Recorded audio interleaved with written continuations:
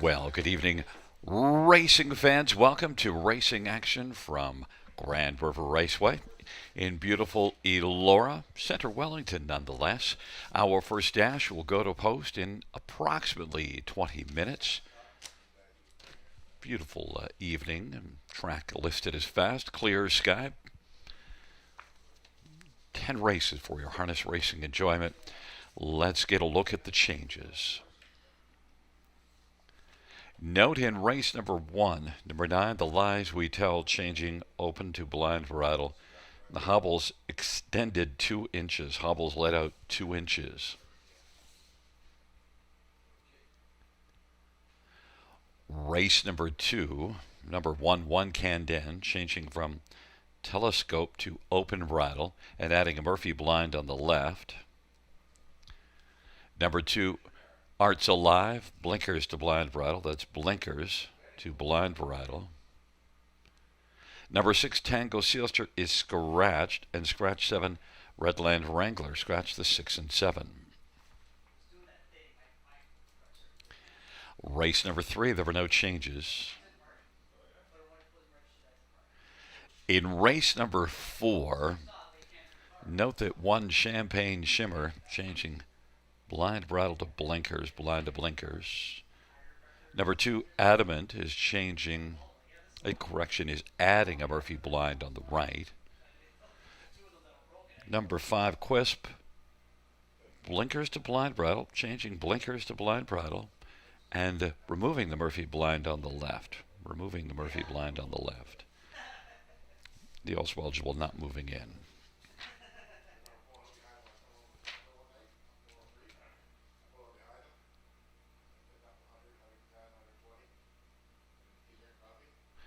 Race number 5, scratch 7, Run Like Hill, and 8, Billie Jean Queen.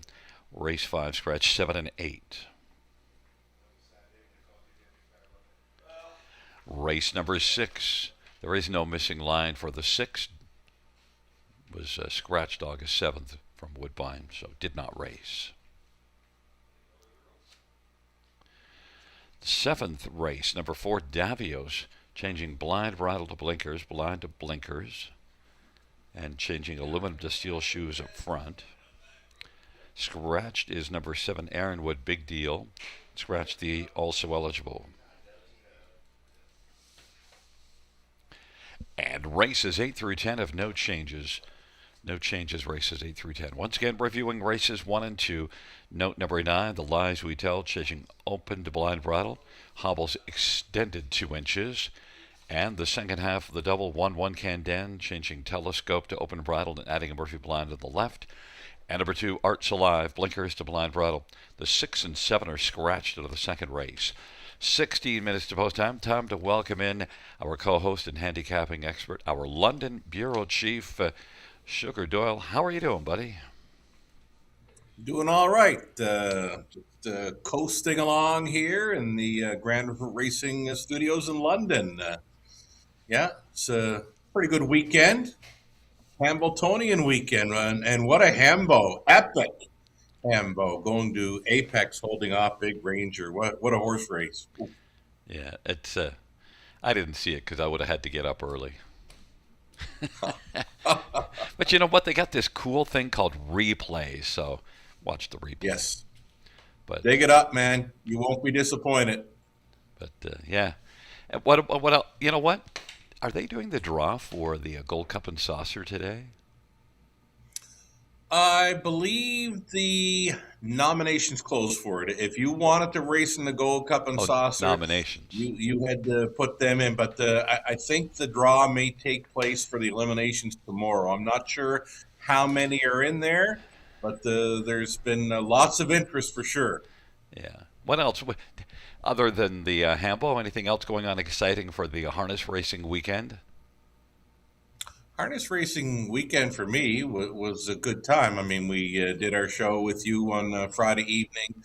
I went up to Clinton. Beautiful drive. Always a beautiful drive to Yes. Clinton on a Sunday afternoon. Went up there for 14 dashes last night or yesterday afternoon, Gary. I don't think they've ever raced 14, but they all got around okay. Lauren House is going to be coming into this evening with likely the hottest hands in Ontario. 5 victories. The Oh, drive for did he? 5. Lord House did it yesterday afternoon in Clinton. Yeah, and we'll go through the program to see and see if he can carry that forward.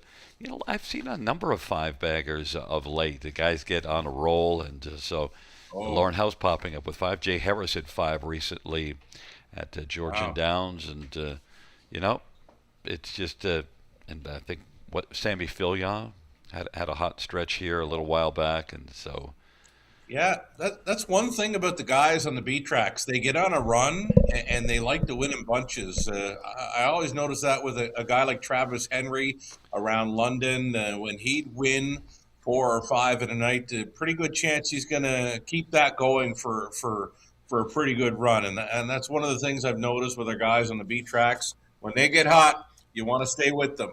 yeah, and looking ahead at this pick five, and we're going to get to it about 8 minutes to post time. It's amazing how Hmm. similar you and I are. It's Oh, I should mention to people, I don't even see your picks. I actually saw them at about 5 to 6 because I needed to write them in the program so we know where to go with the video. sure. And I do my picks last night, and so yeah, Mhm. We were kind of close on Friday night with a lot of our multi leg. You know what? Race number 1 is a real dandy. I mean, this is a really nice opener for this pick 5 sequence. I'm looking forward to it. yeah. And you know what? I went deeper than you, so I'll leave you with that. You went three deep. I went Imagine. four deep. So we're going to get to that pick five. We'll just cut out for a few commercials and be back at 8 minutes to post time.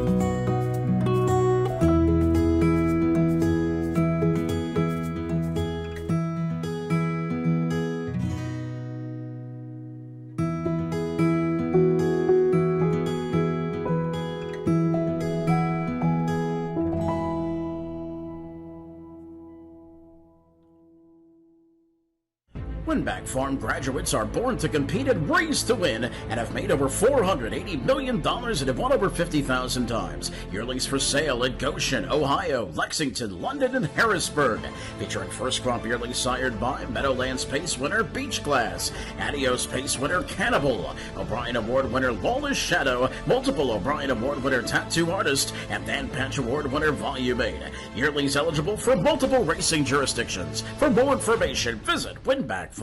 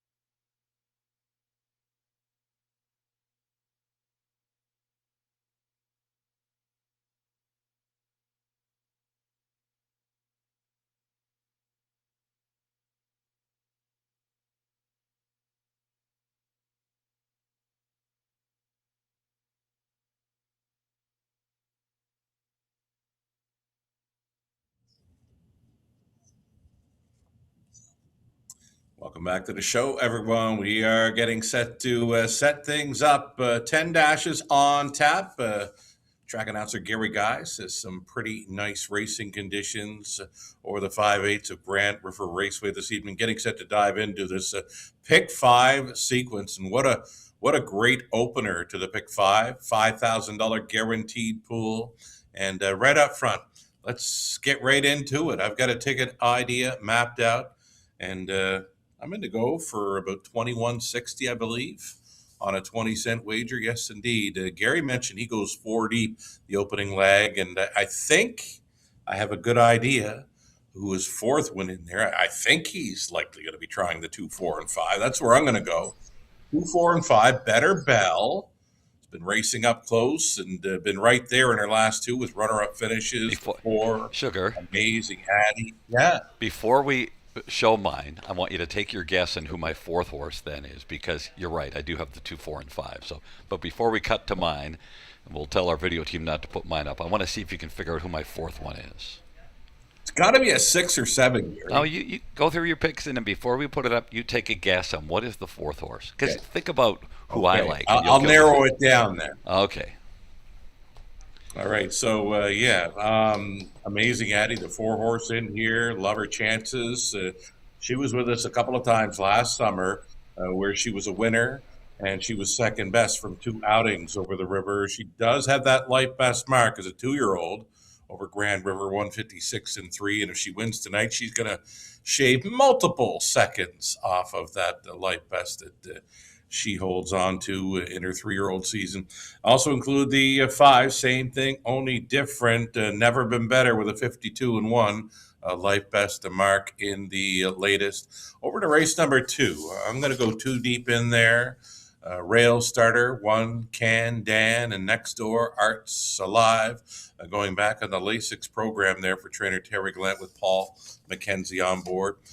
Third race, trotting event, looking at the 1, 3, and 4. Jamon, Deborah, and J.G.'s Pal. 1, 3, and 4. I think Jamon, Austin Sori on board for Sean Stacy's going to get a pretty good shot. Morning line favorite in there. Fourth race, pacing event. It's the 2-year-old fillies, non-winners of a race lifetime. Again, pacing 2-year-old fillies in the fourth. We're looking at 3, I'm Here to Stay. And the 7, Remarkable Woman. On the end of the pick 5 sequence, I went to the inside 3, No Angel Like Me, Baden. And number 3, Oh Boy, is going to be my top selection in there. Brett McDonald driving for trainer Katie Remmerswall. Second time for Katie in that 5th race. Again, 21.60 on my 20-cent ticket suggestion for our early pick 5. And now we're going to bring in Gary Guy. Before he turns the page, now Gary, who's the fourth? Before he turns the page, think about it. You know me. Who do I tend to like? So I have the 2, 4, and 5, but we're not going to reveal it till you tell me. What do you make your pick on? Who do I have as the fourth horse? Come on, nail it. It's got to be 6, Aunt Gertrude. Ah, man, you know me with my Tide. Buddy, it was there. Surprise. 8-hole. I didn't think you'd go there. Oh, there. See, you couldn't figure me out. Well, a lot of people can't figure me out. Even the doctor can't figure me out. No, I'm just kidding. Listen, how about I do have the 2, 4, and 5 plus the 8. So I didn't use the 6 Aunt Gertrude, although that mile of 55-2 at Dresden. But still, I do love. Look, I love my Tide. You know that, and I'm not afraid of the position 8. I do know that. You're a big fan. And I don't Ben's done a heck of a job with her.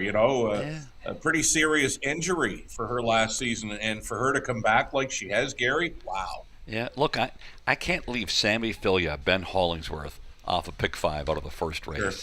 But in the second race, I went narrow. I said Arts Alive. That's not even your top pick. Is your second choice, but I left out 1 Can Dan. I put that one down to third, so I went Arts Alive. Race number 3, I got the same thing, except for I left Deborah out.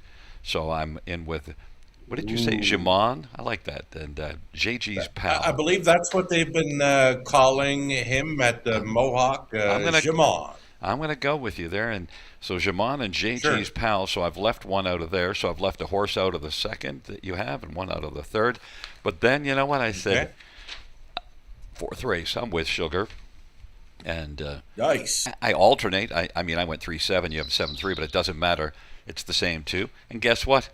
Sure. In the final leg, the inside Oh, three. I, you have we're a all different one matched on up top, there. but Wow. and how about $9.60? That's never happened before. You landed on your favorite price, and nice to see you go deep. You're hoping for a price right up front in the opener. Again, that's a great looking opener for this pick five sequence, Gary. That's why I think I wanted to be four deep, and that's why I wasn't willing to Yeah. leave my tide out because, look, my tide is not without a good possibility in there. But I'll bet you that Conley has opened the wallet much wider. I'm going to say 2880 wider. Let's bring up Connolly Ecclestone's Oh, there it ticket. There is. you go. All righty.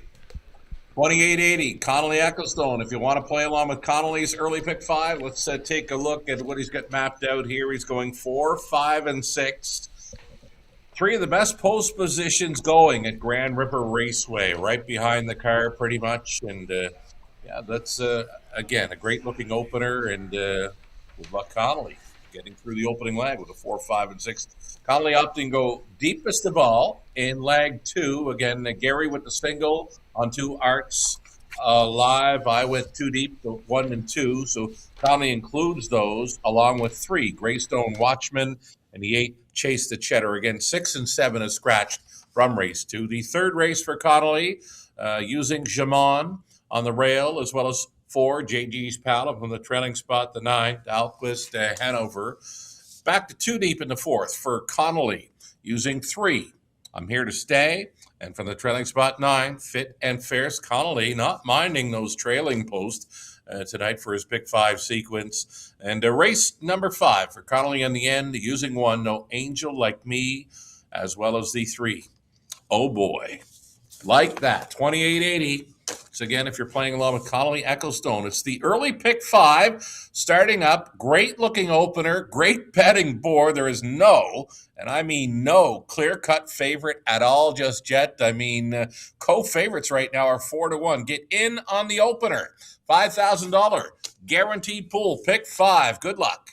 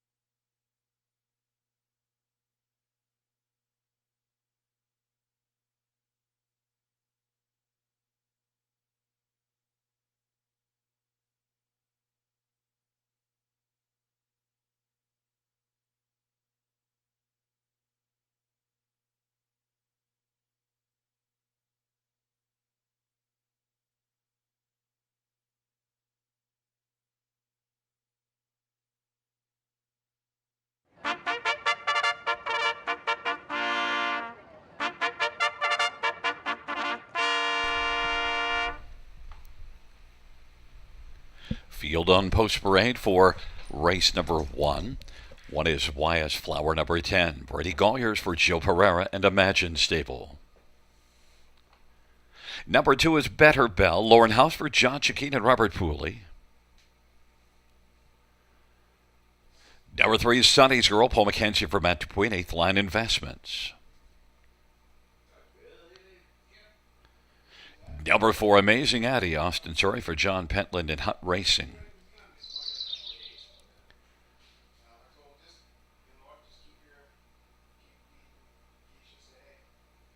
5 is Same Thing Only Different. Garrett Rooney for James Wellwood and Jeffrey Wellwood. Number 6, Aunt Gertrude, Anthony Hunt for Meg Cronin and Laverne Turnbull. Number 7, Chicanery, Jason Ryan for Jacques Dupont and CSL Stable. 8 is My Tide, Sammy Follier for Ben Hollingsworth and Cheryl Neulander and Michael Goldberg. 9 is The Lies We Tell, Damien McClellan for Kyle Bossens and Daryl Newbiging. It's a field of 9, race number 1. Let's get a look at this field. And, well, number 4, Amazing Addie. We both have this one on top. I think, although Amazing Addie, 6th and 5th in the last 2, I think this is a horse that's been racing in tougher company than some of the others in here. And look at pretty good at Dresden and Clinton before those last 2 at Mohawk. And even the last 2 at Mohawk, the speed is good. Yeah, I agree with everything you said about this filly, Gary. And yeah, we like her chances. And coming from that hot barn of John Pentland, and we certainly know what he did on Industry Day. Track record 148-2 with Red Land. Rocket it's not Man. coming to me. Rocket It'll come to Man. me. Redland. That's Rocket the Man. one. Yeah. Yeah, and he was able to win the Battle of the Bells final as well with a Jersey Bulldog. And, yeah, so Pentland in with a few live shots this evening. It's 2-1 currently for Amazing Eddie. She just got that big mile of 51-2 back over the big track of Mohawk, but does have the mark as a 2-year-old. 56 and a bit over the river.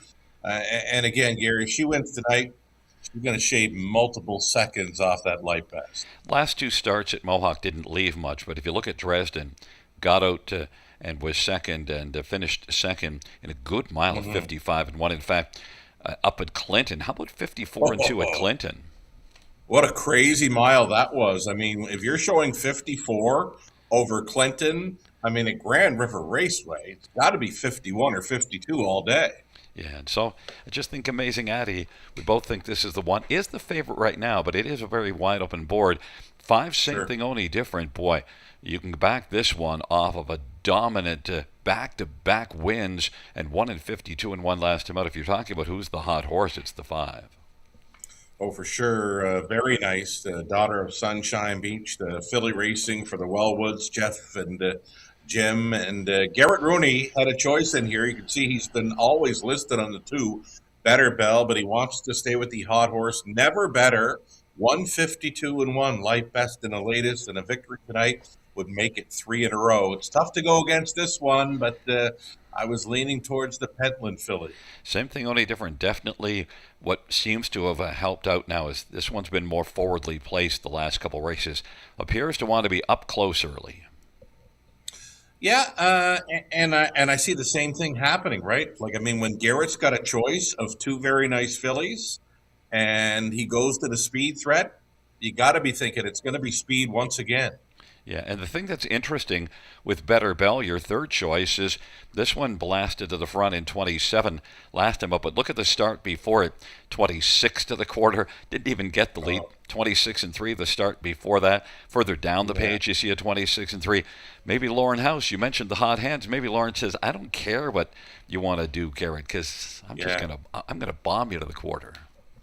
Oh, Gary, I love the look of this mare as well. And I mean, Lauren, lots of confidence brimming from his helmet today.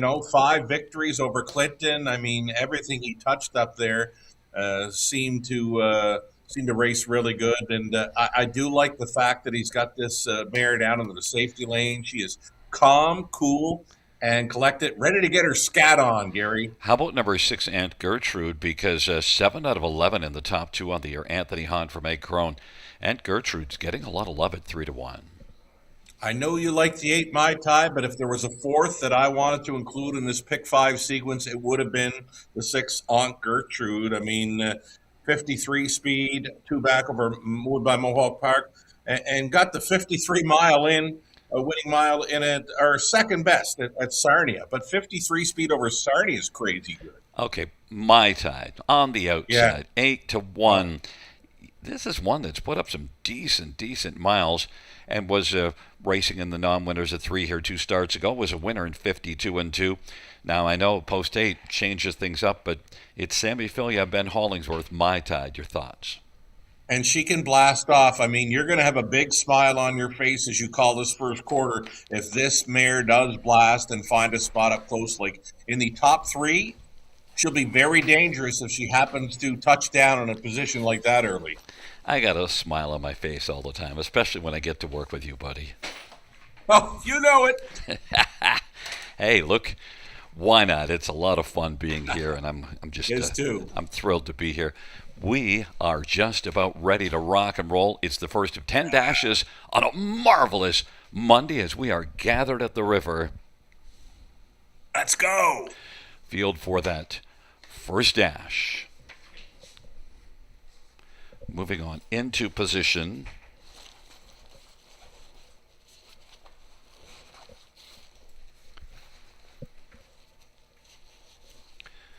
Field is at the start of the rough and getting it alertly. Same thing, only different. Also blasting his Aunt Gertrude and down to the inside. Better Bell is also leaving an Amazing Addie, but right now Amazing Addie is going to stride on through and try to take the lead. Aunt Gertrude second. Better Bell is third. Then Wyas Flower number 10, Chicanery. And then same thing, only different is now sixth away in front of the Lies We Tell. Then it is back to Sunny's Girl, and My Tide is trailing the field. And right now Aunt Gertrude and Anthony Hahn forcing the issue and is going to come on and clear to the front. Amazing Addie is racing position second. It's Aunt Gertrude and Amazing Addie, 56 in the opening quarter as they race on around the turn was 26 seconds of flat. You can disregard the rest of the fractions because we don't actually know them yet, but we know it's going to be possibly a breather for Aunt Gertrude. Trying to get a breather off that 26-second opening panel as the field works their way on past the half and on the outside, racing position to second and trying to drive up a little bit closer is right now same thing, only different in pursuit of Aunt Gertrude. Amazing Addie is right there on the inside third, and then racing fourth is Chicanery, Better Bell, then My Time, Wyas Flower number 10, The Lies We Tell. Sunny's Girl is trailing the field. Aunt Gertrude and Anthony Hahn is strong, but might have to deal with Amazing Addie, who's right there looking alive in the pocket. Same thing, only different, hasn't gone away. The backfield is coming up. My Time, who was well back early, is now up into contention, racing fourth, and is going to be sent out three wide. And it is Aunt Gertrude, center of the track, same thing, only different. My Tide, and also driving now is The Lies We Tell, and darting up the inside is Amazing Addie. Same thing, only different. Up the inside, Amazing Addie, and it is close at the finish, but on the far outside, it might have been The Lies We Tell, as we had five across the track at the finish, but The Lies We Tell on the outside. Man, oh man, oh man! You said the first race was a balanced bunch. Well, it was a great dash, Sugar. Oh, Gary, race one lived up to all of its billing. I mean, the biggest surprise for me could be the eventual winner. We don't know yet, but wow, if the 9, The Lies We Tell, got there, it's a 35-1 shocker, claimed for a tag of $8,000 in her latest. Wow. And they were all there, and they were fanned out wide because I was excited when at the top of the stretch My Tide was wide, but wider than My Tide was The Lies We Tell. And then up the inside goes Amazing Addie. Same thing, only different, is also digging at the finish with Aunt Gertrude. And man, I thought it was 9, The Lies We Tell, but I'd be lying if I told you I was certain. Oh, I'd be the same way. I couldn't call that one. I mean, she had the greatest momentum. Check this out. Wild. 5 across finish in the opener. And here comes the it's 9 on so the outside. The 9 wins it. Yeah? Now I'll tell you that I'm not lying. I'm positive it's the 9. I mean, I don't know it officially, but I'm going to take a stand now. If you are positive, there are many pick 5 tickets hitting the floor. I mean, that was a really nice class of fillies and mares. And we're talking about a Bettor's Delight 4-year-old that was claimed for $8,000 in her latest. Let's just get And this she slow-mo beat them. coming, and there is the 9. Oh. And I told you I'm positive. And Yeah. man, oh man, that was a nice finish. I was trying to call them all. I was kind of looking Amazing Addie up the middle. Then I realized Garrett Rooney was digging nicely, and I knew My Tide was coming on the outside, and My Tide was going to win if The Lies We Tell didn't get by him. Oh, those are the races, Gary, that we kind of live for. A wild 5 across finish could have went so many ways when they made the swing for home, but it is a 35-1 shocker. Young Damien McClellan out of Cape Breton got down. for a visit down home. He's freshened up Yeah. and he's ready to rock and roll. Starts things up in a big way. Fantastic. And I lost track there at the finish when I said the 8 Mai Tai. I meant the 6 Aunt Gertrude because the 6 was going to be your winner, and I was worried about that because Wow. that was going to be the horse that you picked for fourth. Now, you would have been knocked Right. out with me, but you know what? We're both going to be on the sideline of the pick 5, and we're going to be on the sidelines with just about everybody else. For sure. Wow. Prayed her in. Back in front of us is 9, The Lies We Tell. 4-year-old Better's Delight Bay mare, owned by Daryl Newbigin. Kyle Boston's the trainer. Damian McClellan's the winning driver. And The Lies We Tell, it's the second win this year, 8th win lifetime. The Lies We Tell, 153-1.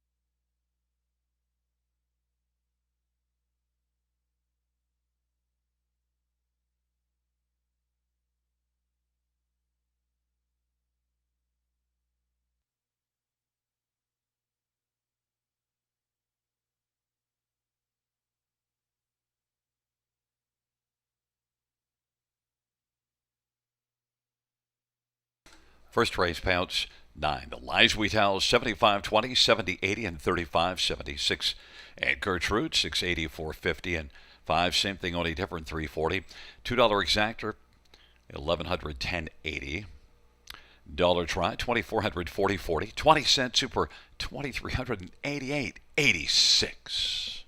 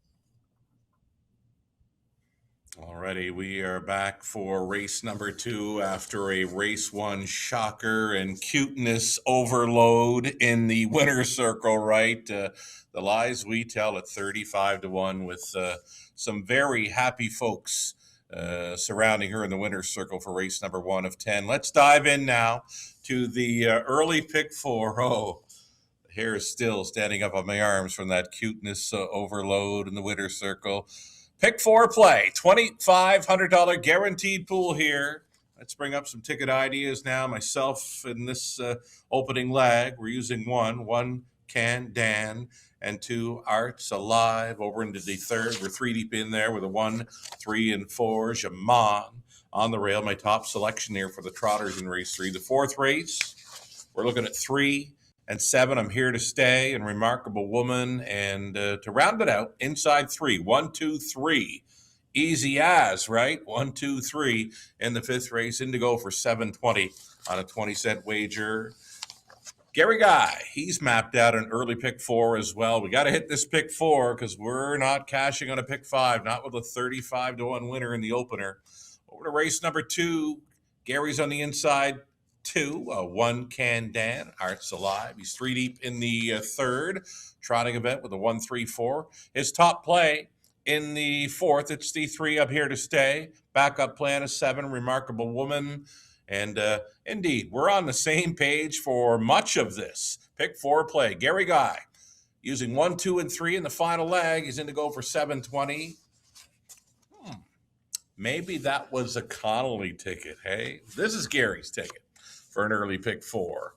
240, just 240. He does single. Arts Alive here in the second race. 1 and 4 in the third. 3 and 7 in the fourth. Again, his top selection there, I'm Here to Stay. Backup plan, Remarkable Woman. Inside 3 in the fifth. His top selection there being 2. Baden. 240 if you want to go along with Gary on the early pick 4. Connolly's ticket. 4 deep leg, 4 deep race 2, leg 1, 1, 2, 3, and 8 for Connolly here to start up the early pick 4. 3 deep in the third. Fourth race, he went the way of 3, I'm Here to Stay. And from the treading spot, 9, Fit and Fierce. And on the end, No Angel Like Me. And oh boy, 1 and 3 for Connolly on the end of the pick 4 play. 960 if you're going along with Connolly. $2,500 guaranteed pool pick 4 next.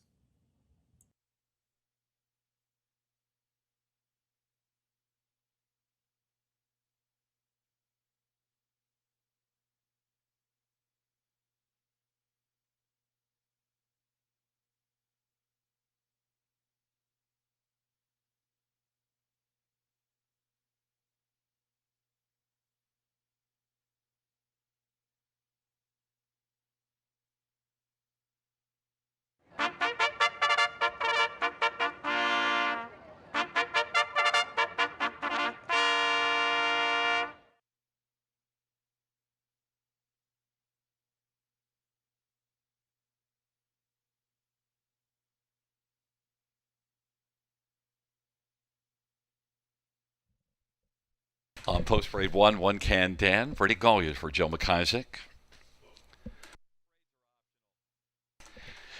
Number 2 is Arts Alive. Paul McKenzie for Terry Gallant and Max Webster stable. Number 3 is Greystone Watchman. Jason Ryan for Francis Gamet and Nicholas Susi. 4 is Party It Up. Damien McClellan for Kyle Bossens and Daryl Newpicking.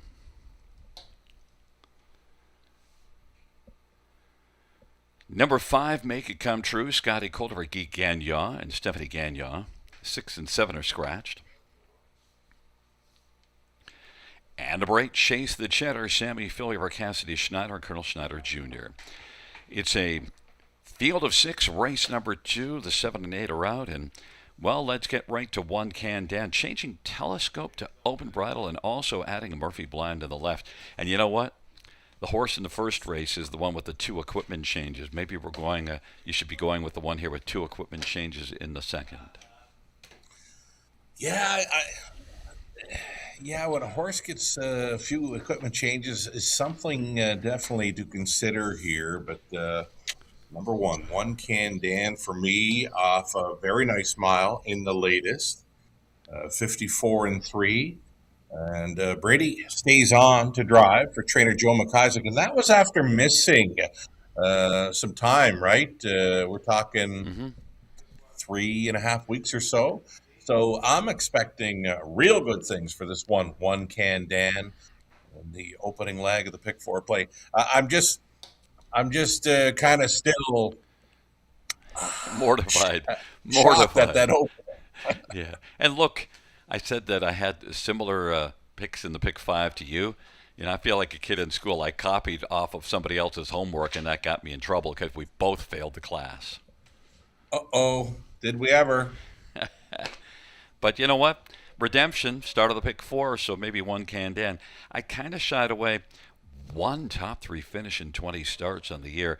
This is one that last year as a 3-year-old won 5 out of 17, but maybe one can Dan is going to belly up to the bar here and be good 3-2. I went to Arts Alive, your second choice, and took this one alone in that ill-fated pick five, but now it's alone in the start of the pick four. Blinkers blind bridle, so I'm backing one with equipment change as well. There's some back class with Arts Alive. I think you're very brave singling this one in race two, but I know you're a man that, you know what, you'll stand by your selections, and good on you. How about I know this works trailer like a job done posted at nose on Fabro, gate? so you've called them a winner already this season. How about trailer posted nose on gate? Remember that angle? Oh, yeah. It's coming back to me now. Well, then look at July the 12th to July 19th. Trailer post, nose on gate, winner. Yeah. Trailer post last time out. Right. You might have. Sniffed it out. Yeah. I mean, I like the one, you like the two.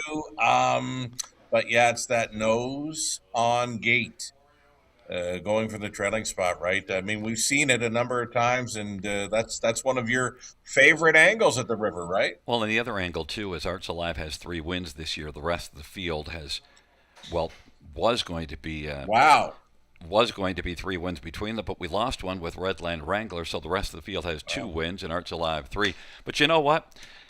You like the one, I like the two. You add them up, you get the 3. Greystone Watchman, 8-1. Greystone Watchman, Jason Ryan. Jason Ryan at the river is very tough to play against. You're getting a pretty good price on this one at 9-1. Racing for trainer Francis Guillemette, who was so excited to be headed to Charlottetown, Prince Edward Island, one of those starters for the Gold Cup and Saucer eliminations will be Dalton Shard for Guillemette. But he's starting this 3. Greystone Watchman here, and I'll give this one a big shot at a top 3 finish. And this is a horse that had been with Guy Gagnon's barn and then has had 2 starts for Francis. Broken equipment in the first one, so back to the drawing board. But then that last race at Georgian was better and flashed some gate speed. So it'll be interesting to see if the plan is to bomb out with Greystone Watchman. The Beware Horse angle. I mean, that's my angle with this one. And again, Jason Ryan stays on the drive, and his best chance going to be to find a spot up close here, Gary. Number 4, Party It Up, is winless on the season. 8 wins last year. Well, you spoke of many of these horses being camera shy. This is another, and I just went with this one to be best of the rest. And I mean, Damien wants to upset things in the opener at 35-1. What's stopping him from coming right back here at 7-1? And then look at number 5, Make It Come True. I threw this one on the bottom of the ticket. What a difference a year makes. Last year, this one was romping, 14 top 2s and 25 starts. This year, 1 top 2 and 9 tries. Yeah, 9-year-old son of Captain Treacherous, now 9. Yeah, age sort of catching up with him likely, Gary. Is age a problem? Yeah, it could be. But you know what? We're still alive. But we have we're not alive in that pick 5, so we're going to start off the pick 4 with Arts Alive, and you're on 1 can Dan. And let's regroup, Gary. Yeah, regroup time. Look, 1 can Dan, the 6-5 favorite, so fans are backing this one, and it is that field of 6 as Chase the Cheddar needs to chase the gate a little bit to get caught up to it. and Chase the Cheddar at the start spots the field about 5 or 6 lengths, and first to blast out is Make It Come True. Now Greystone Watchman on the inside. Greystone Watchman wants to secure the early lead. Make It Come True now is going to make it over to the pocket, and on the inside third is One Can Dan, Arts Alive, and then Party It Up, and Chase the Cheddar is chasing from a trailing spot. Greystone Watchman and Jason Ryan secures the lead, and Make It Come True is second. One Can Dan and Arts Alive, and they race the way off the turn. The front two have a bit of separation, Greystone Watchman and Make It Come True, as they head up towards the half of a 26-2 opening quarter. And then third now is Arts Alive, coming alive, and Party It Up now wants to join the party as the field works their way on up towards the half off that opening quarter of 26-2. One Can Dan has one beaten, and that's Chase the Cheddar, is moving on the outside, and now Chase the Cheddar is past One Can Dan, who's trailing the field. They race on down the backstretch off a 56-1 halftime at 29-4 second panel. Greystone Watchman, and now on the outside, Party It Up is looking to party it up a little bit closer. Party It Up, and is coming on the outside, and Party It Up is now moved up to take over second. Party It Up is on the board at 8-1 as they race their way towards the top of the stretch. Greystone Watchman, Party It Up, Make It Come True is racing third, and then fourth is Chase the Cheddar. Arts Alive is coming alive now, but has some work to do and is set out 3 wide, and the field turns for hum.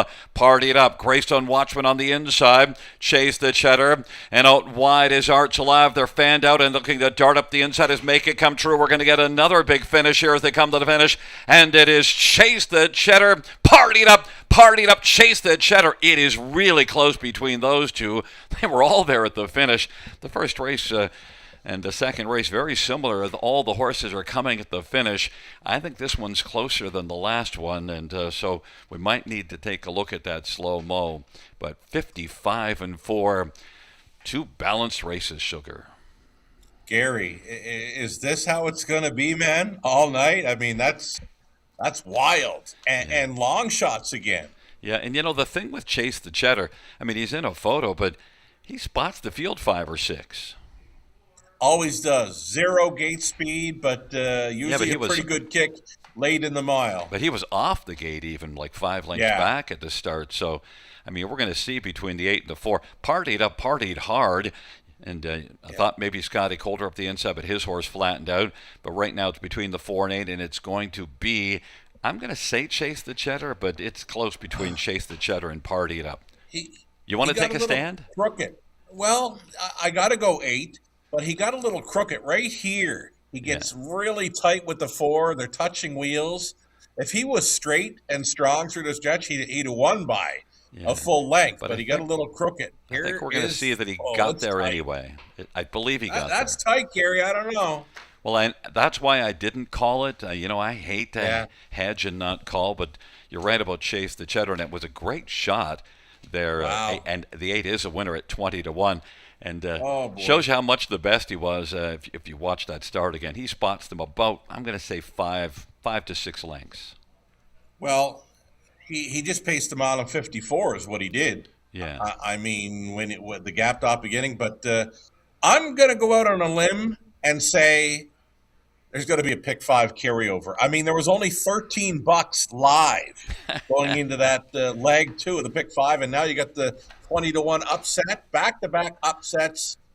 Column for a pick 5 carryover already after leg 2. Sugar, if I'm sitting in class with you, I'm going to find a different seat because maybe I was stealing off your homework, but I need to find somebody else's homework.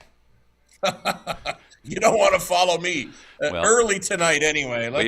We both bowed out. We're going to have to regroup for race 3 now again. Yeah, maybe we'll do a pick 3. Back in front of us is number 8, Chase the Cheddar, a 6-year-old better than Cheddar Bay horse, owned by Colonel Schneider Jr., Cassidy Schneider, the trainer, Sammy Fillion, the winning driver, Chase the Cheddar, second win this year, and the 4th lifetime, mile of 155-4.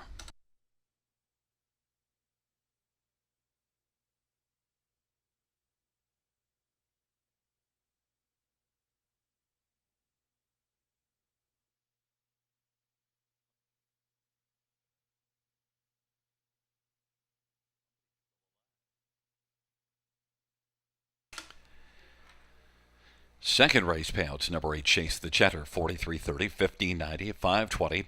4 Partied Up, $6, $3.20. 3 Greystone Watchman, $4.40. $2 Exactor, $343.80. Dollar Try, $1,008.95. 20-cent Super, $288.58. $2 Double of 9 and 8, $467.70.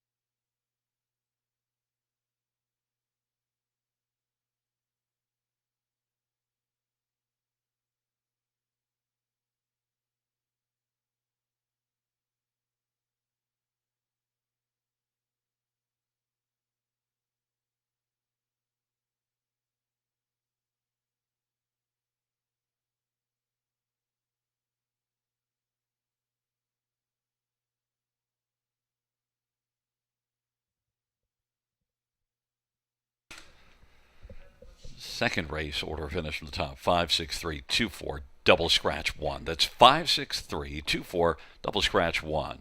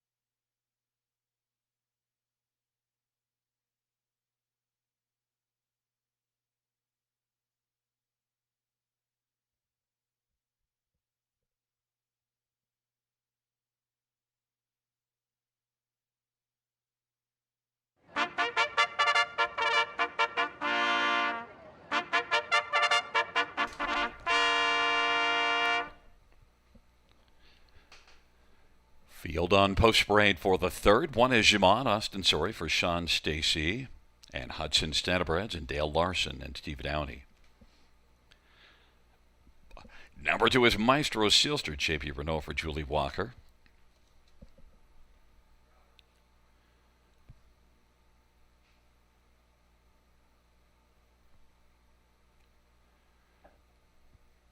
Number 3 is Deborah, Paul McKenzie for William McClure and Ryan McClure.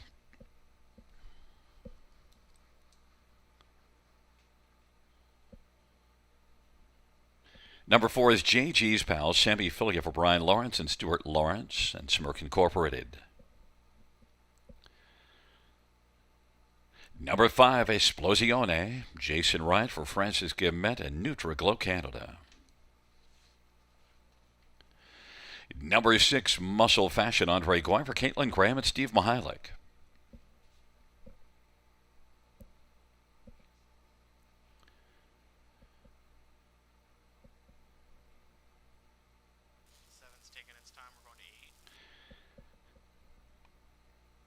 Eight is Chip Hammond, Garrett ready for James McKeag and Jan McKeag-Weischer. 9 is Dalquist Hanover, Damien McClellan for Gary Murner and Gino Toscani.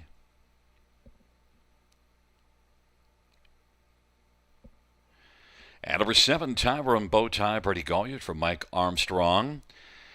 Field of 9 for race number 3. Well, why don't we just scrap our picks and look at all the long shots in here, Sugar? It might be more interesting because that's... Oh, did you notice there's $1.28 left in the pick 5? I did, and it's a surprise, really. Yeah. I mean, how is there anything live? I mean, somebody had to hit the all button twice There you go. for races 1 and 2 to be through that with some live money, but going to be pretty tough to cash in on a pick 5 with only a $1.28 remaining in play and 3 legs left to go. So. Yeah. Pretty much a given that we're going to see a pick 5 carryover move on to race number 6 this evening. So it appears to be a really good betting opportunity I would for imagine. the back half of this card. There's already been some huge prices here tonight. And friend of the show, Demi Uprichard, wanted to inform us a big upset in the opener at Woodbine Mohawk Park tonight as well. 53-1 stunner over there. So it's happening everywhere. Bombs away tonight. But you know what? The third race, I'm not sure if it's going to be bombs away. We both are on one Jamon. I imagine whoever's alive in the pick 5 has got Jamon here in the third. Likely, right? You'd have to think so. I mean, maybe they've singled this one up and they'll get that $1.28 to move on to race number 4 as well. But best of luck to the one person, or maybe there's a few others that are still alive in the pick 5 sequence. Hit it and get paid in a big way. Jamon, in from the big track, Woodbine Mohawk Park, one-time winner this season, 53-2 over that big track, and made a break 2 back. Just has to get away cleanly. I mean, facing softer company right here, Gary. Yeah. Tons of backlash, 453,000 lifetime. Was really good last year. And just the class drop, inside post, we'll see how this trotter fares. And there you see with the trotting hobbles. And how about number 3, Deborah? Deborah is one that I didn't use on that ill-fated pick 5 and pick 4. But nonetheless, Deborah is one that did win here July the 13th. And that was the class below this one, though. Well, she was with us on Industry Day, too, racing in a well, not a preferred event, but next step down. And she did trot a mile on that occasion, 56-1. I thought about trying JG's pal for the exactor, but JG's pal doesn't have the gate speed to sit along up close like Deborah does. So that was my deciding factor on my exactor play. I wanted one to sit up close, and I think that's the 3 Deborah with Mackenzie on board. Now, the thing with number 4, JG's pal, you mentioned the lack of gate speed, so it comes off of the trailer post, but still, it didn't matter because if you look at the ones with nose on gate, post 3 at Mohawk got away 5th, post 2 made an early break. I mean, JG's pal, and I've seen this one enough that you mentioned doesn't get off the gate, but he's a really nice trotter. Very nice trotter. Sam Fillion on board. Runner-up finish. 2 of his last 3 did make the break in one of those. He's an extra strong closer. I wanted to try him for second, but I just don't see him getting a spot up close. And that, again, the deciding factor for me to place the 3 ahead of him. But he's more than likely to prove me wrong. Let's get to number 9, Dalquist Hanover, one that was a really big earner last year. And Damon McClellan's off to a flying start to his night. He's got a win and a very close second. Yeah. The way Damien's going tonight would not surprise me at all to see this horse show up. I'd like him a whole lot more if he wasn't showing the vet scratch lane line for July 27th. If he would have stayed on, kept racing, I'd be all over him in here. But it's just the question mark is that scratch, Gary. And he's a 6-year-old, but he took his career mark of 50-4 last year at Mohawk. Mm-hmm. And Dalquist Hanover, that scratch vet lane might scare a few people away. That's why you get 12-1. But that last start, 100%. July the 20th, second beaten a length to talk show host, pretty good mile. I'll tell you what, if this horse is anything close to being right tonight, he's going to prove us all wrong. And at 14-1, and tonight's the night. If you want to back one at a price, so far we've got a couple of prices in the first 2 dashes. It's a field of 9 trotters. Race number 3, a high-level condition trot for the 3rd dash, and they are moving on into position.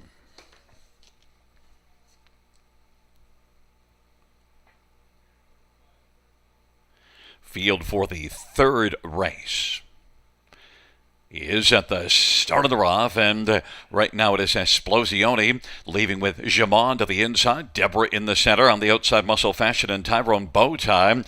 Then it is Maestro Sealster, back to JG's pal Dalquist Hanover, and Chip Happened is the trailer, but Jamon 4-5 has got the lead. Tyrone Bowtie continues to drive on the outside, and Tyrone Bowtie wants to come on and collar the early lead. Jamon on the inside. Tyrone Bowtie at 25-1 is going to take the lead. Jamon is racing position second, and then third right now is Deborah, and now Jamon's going to reclaim the lead and take it back from Tyrone Bowtie with Deborah third. Racing fourth is Esplosione, Maestro Sealster, then Muscle Fashion on the outside. Dalquist Hanover is covered up racing seventh. On the outside, JG's Pal has a ton of work to do, and Chip Happened is trailing the field, 55-4 halftime. Jamon leads into the backstretch. Long shot Tyrone Bowtie second. Deborah to the outside third. Esplosione racing fourth. Maestro Sealster fifth. Dalquist Hanover still on the inside. Muscle Fashion. JG's Pal has a ton of work to do as Jamon, the leader, is getting away. Chip Happen from the backfield kicking into gear off that 55-4 halftime at a 27-2 by 3/4, 124-2. Jamon leads by about 4. Off stride goes Deborah, taken down to the safety lane. So Esplosione inherits second. JG's Pal is third. And Chip Happen has come from last to be fourth. And the field turns for home. And it is Jamon as they come on down the stretch drive. Jamon, Esplosione. Jamon's getting some urging. Jamon, Esplosione. Jamon's going to win. Esplosione second. JG's Pal third. And then Chip Happen comes from last to pick up a fourth in 154-3. Jamon 4-5 on the board. No long shot here. Jamon gets the third. Yeah, Jamon, a well-meant winner and our first favorite on the night. Oh, I thought Deborah was going to be second best all day, and she rolls off stride late. Too bad. Yeah, and look, you see a break back June the 15th here, and the start before that, a break at Mohawk. So had some problems back in June, appeared to have that ironed out, and now the trainer's worried, oh, man, now we're back to the drawing board again. Oh, she even left. She was sitting up close. She passed the horse that got parked to the quarter mile, and it looked like second best all day. But, the late break cost her. But Jamon, very nice trotter, shipping in for the win, and a very nice mile off some hot fractions, Gary. 54-3 for the trotters is pretty good over the river. Yeah, and look, you know what I would take out of that? Esplosione, wasn't able to get to Jamon, but really raced a lot better. Then the tote board 9-1, and Mm-hmm. actually out of that race, next time out, if Chip happened to gets off the gate better and is a little closer, because Ashley came from last to get onto the ticket. True enough, he caught my eye for sure when bending around that final turn.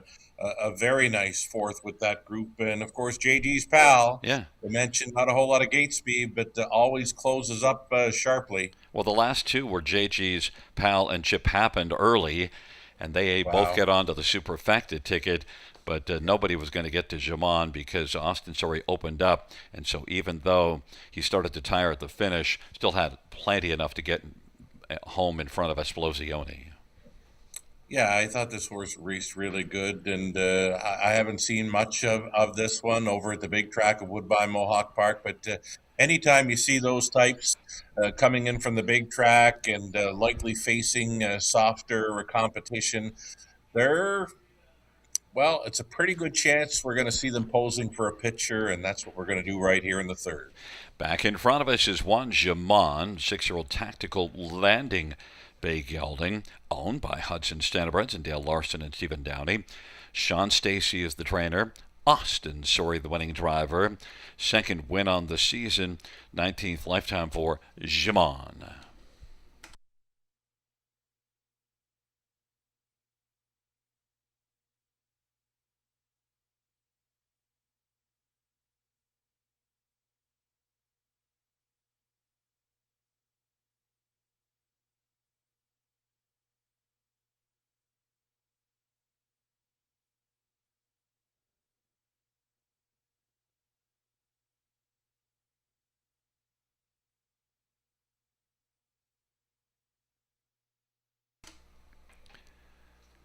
Third race, one Jamon, 370, 270, 210. 5 Esplosione, 540 and 310. And 4 JG's Pal, 220.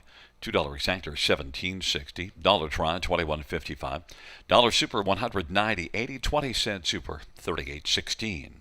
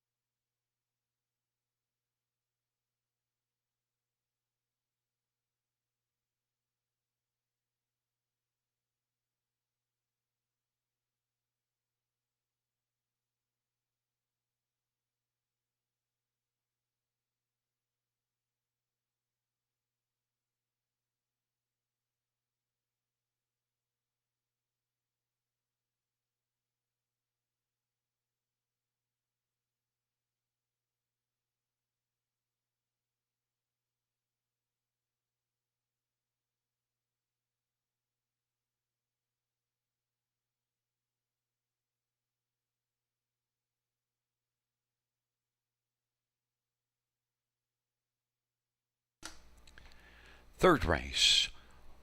Order of finish from the top is a 169,328,745. That is 169,328,745 on the bottom.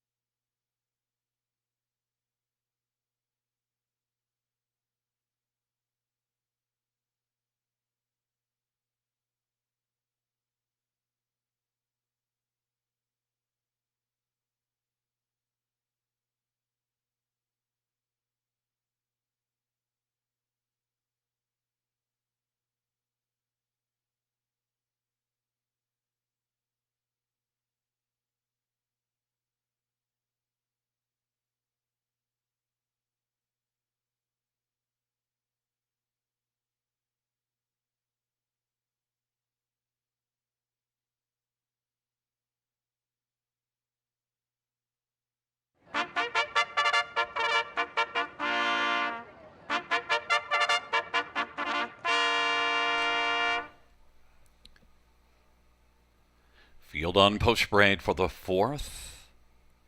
1, Champagne Shimmer, Austin McEnany for Jason Darling. Number 2, Adamant, Sammy Fillier for Kim Baxter and Glenview Livestock and Cheryl Cherry.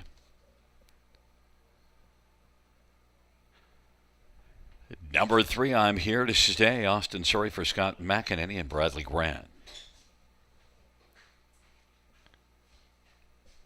Number 4, Crown Park, Brady Collier for James Wellwood and Jeffrey Wellwood.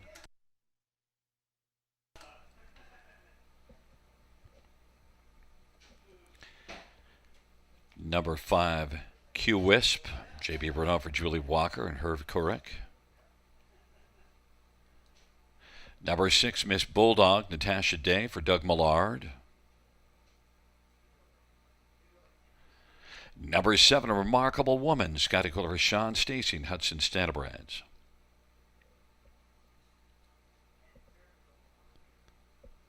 Eight is Washing Matilda, Nick Boyd for James Dean and Finish Line Racing.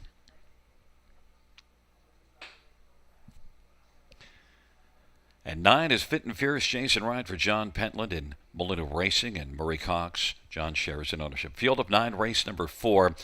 We'll get right to it, but just a mention, Sugar, you saw there's still that $1.28 in the pick 5, and I'm going to guess that it's 6 20-cent tickets, but you'd say, well, that's $1.20. I'm going to say that one of them was purchased in the U.S. and 20 cents American is about 28 Canadian, and that would be the $1.28. Oh. So I'm going to say 6 tickets alive. Well, I got a friend, and I got a friend of the show that sent me a message, and I can tell you that his ticket is live, and he's going to account for about 80 cents. So he's got 4 times 20 probably. Yeah. There you go. But I think one of them is purchased in the U.S., 20-cent American is about 28 Canadian, and that's how we get to the 128. Just thought I'd clarify because people wonder, how do you have $1.28 right. left? Yeah. I mean, wow. The singles all got through in the third, but well, I hope your first favorite of the night. It's going to be interesting how it plays out. I hope your friend has a remarkable woman because I think this Sweet Lou filly's got a pretty decent chance. Improved nicely at Georgian Downs last race. I like this filly, daughter of Sweet Lou. I love the price, 10-1, and I think our friend of the show does have a 7 on leg 4 of the pick 5 play. Interesting that 8, Washing Matilda, took a lot of early action in here and still holds at 3-1. There's 7-5 action on the 3. People can go many ways in this race, and it's kind of a wide open, inexperienced field of 2-year-old fillies on the pace. I got to winners of a lifetime here. It's yeah. We only had produce another upset. We only had 2 each. The 3 and the 7. I got to assume that somebody might be having a little more in here because I think this is a race to fan out. But I mean, I just like to keep it light. I fanned out in the first. Yeah. And number 3, I'm Here to Stay, is one that the last couple races at Mohawk, you see 6th and 11th, but look at that back half on the last start. Yeah, 55 flat, right? And it's got another line, 3 back, where she's home in 27 flat. And trainer Scott McEnany opts to bring her on over to the river, maybe to hang a maiden mark on her. Maybe it's just a little bit too tough for her at the big track. And we've talked about this already tonight. Horses that do come in from Woodbine Mohawk Park normally will face softer competition here at Grand River Raceway. 8-5 right now for this Austin Thorey-driven filly. Well, Jamon, the winner in the third, was coming in from Mohawk and had only one win with a bunch of starts. And so I'm Here to Stay, 5th a career start, and could be the same thing coming in from Mohawk. 8-5, the one to beat on the board. Number 4, Crown Park, Brady Golyer's James Wellwood. Strong combination, and this is one that is headed in the right direction.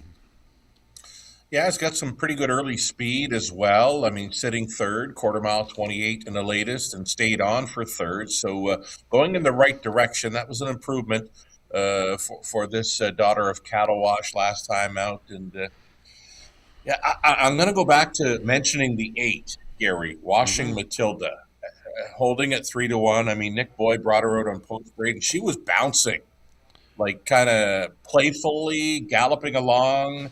Nice, tall, and proud kind of filly, open bridle on her. And there's just Well, something about the way she stepped onto the track that I like. Now, I don't have her in the top 4, but after seeing her take some early action and just the way she showed up on track tonight, I might lean her way a bit at a price now. well, and look, qualified in 56 with a 27-2 final quarter. So, Right? this is one that's already tipped her hand. Cattle Wash filly. How about 9 Fit Mm-hmm. and Fierce off that last race? Finishing second to fashion column, you'd think that maybe we'd have Fit and Fierce on our top 2. It's just the trailer post, but Fit and Fierce at 25-1. He's capable of winning in here. Oh, I've got her pegged as a player at 25-1. I mean, Pentland shows up with a trailer full of horses tonight, and I think you want to be looking at all of his and thinking this one's got a shot. Well, the one that's not giving you any value is number 3, I'm Here to Stay. It dropped all the way down to 1-5 now. So it's a Ooh, wow. heavy money. And with the 2-year-old pacing fillies, lightly raced, might not be the place to be. Might want to move off instead of staying with Ho, the ho, 3, I'm ho. Here to Stay. It's a field of 9, the 4th dash. Field for the 4th race. He sent the starter off, and I'm Here to Stay is going to get out early with Remarkable Woman. Also leaving Crown Park. On the outside, Washing Matilda is 4th away. Then Quisp is 5th down to the inside. Adamant. Then it is Champagne Shimmer, Miss Bulldog. And well back, Fit and Fierce is trailing the field. I'm Here to Stay is 1-2 on the board. I'm Here to Stay leading by a length and 3/4 over Crown Park. And then third is Remarkable Woman as the field comes off the turn. Quisp is on the inside 4th, but I'm Here to Stay in Austin Sorry plans on staying on the lead. 27 seconds opening panel. Crown Park, Remarkable Woman, and Quisp. And now to the outside, Washing Matilda is going to start to move, and Adamant is following on the back of Washing Matilda as they work their way up towards the half off that 27-second opening panel. Champagne Shimmer is 7th. 8th is Miss Bulldog. And Fit and Fierce is 9th and is going to have to be plenty fit to win now. I'm Here to Stay leads by 2 1/4. Crown Park second. 57-1 halftime. Remarkable Woman is racing position to third as they race their way onto the 3/4 mile marker, and then positioned scooting up the inside. Quisp is found to seem to get up a little closer. Backing away is Washing Matilda, and that wide goes Adamant, but they're chasing I'm Here to Stay. 3/4 126-1. Champagne Shimmer went off stride. Crown Park has been getting a nice trip. Racing third's Remarkable Woman, and now Adamant is kicking in late on the outside of the field. Turns from as they come on down the stretch rather than Quest. It's still I'm Here to Stay. Wants to stay on the lead, but is being challenged. I'm Here to Stay. Crown Park up the inside. Crown Park and out wide. Adamant at 8-1 on the outside as they come to the finish, and Adamant wins. And then I'm Here to Stay, Remarkable Woman, and on the inside, Crown Park 156-4. Adamant at 8-1. We had one favorite tonight. That was in the third, but we're back to having horses at a price, Sugar. Yeah, and I think that's going to do it for any live money that remains in the pick 5 play. There was only a $1.28 live going into race number 4, and at Well, 8-1, very tough to find that one, I would assume. well, I mean, you're kind of What a trip, though. you're kind of adamant about that, but you know what? This is one that was Oh third here boy, last time out. opened up the door for you on that one, didn't Oh we? yes, that's why I had to cut in there. But Yeah. I want to wait and Nice see. third, like you said last time out, but to be able to sustain that big rally on the 3 wide side on that last turn, we don't see that often from aged horses, right? And this is just a 2-year-old daughter of Always Be Mickey, Kim Baxter trainee. And yes, she gets up in time to final strides. But again, kudos to this young daughter of Always Be Mickey. able to keep that rally going on the wide side late. Yeah, and interference break in the first to start, and then that last one here was well back sixth at the top of the stretch and passed three horses to finish third. Passed a few horses Yeah. to finish third, and so and then adding a Murphy blind on the right side. Yeah, well, Kim Baxter, very sharp trainer. I know her well from working with her out at Northlands Park in Edmonton. She put a lot of work in with the horses out there.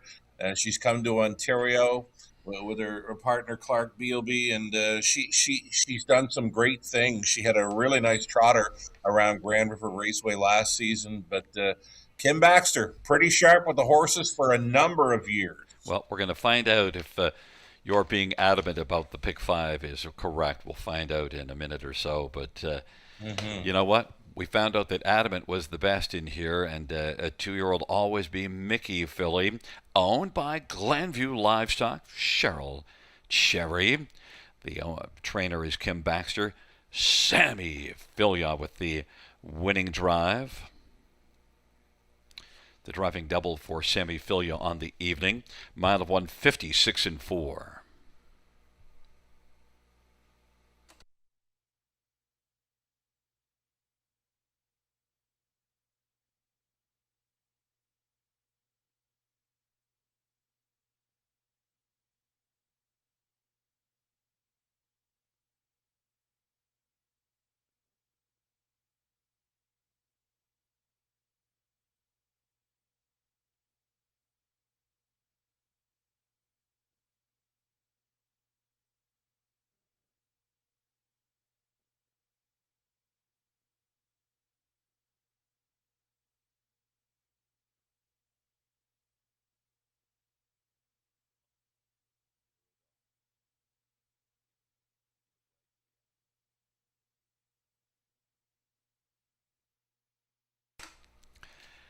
Fourth race, number 2, Adamant.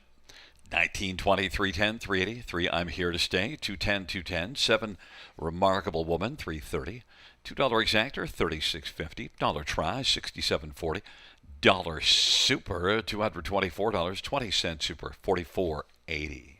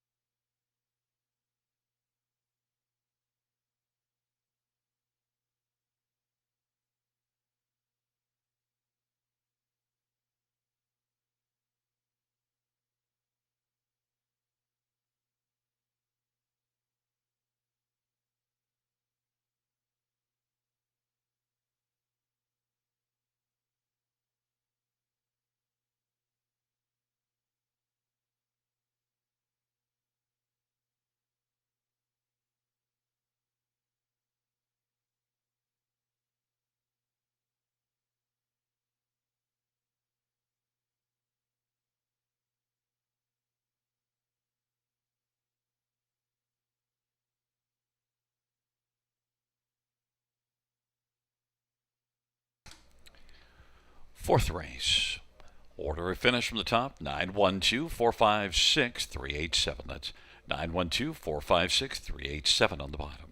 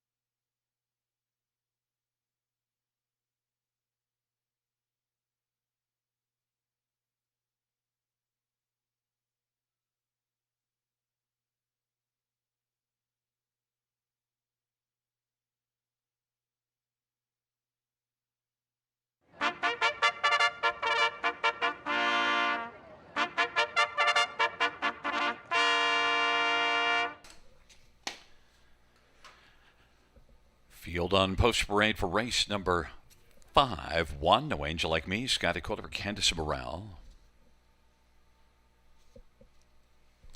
Number 2 is Baden Baden, Jay Hamworth for Duncan Brewer and Randall Urquhart.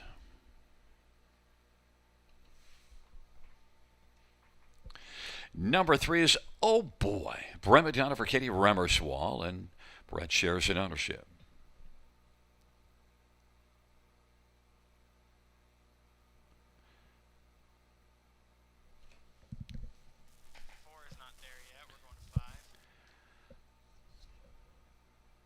Five is Dream Nation, Jason Ryan for Marie Helene DuPont. Number 6, Floyd the Freak, Eddie Hensley for Ashley Hensley. 9 is Take a Peek at Me, Lauren House for Jason Sherman and Betty Sherman.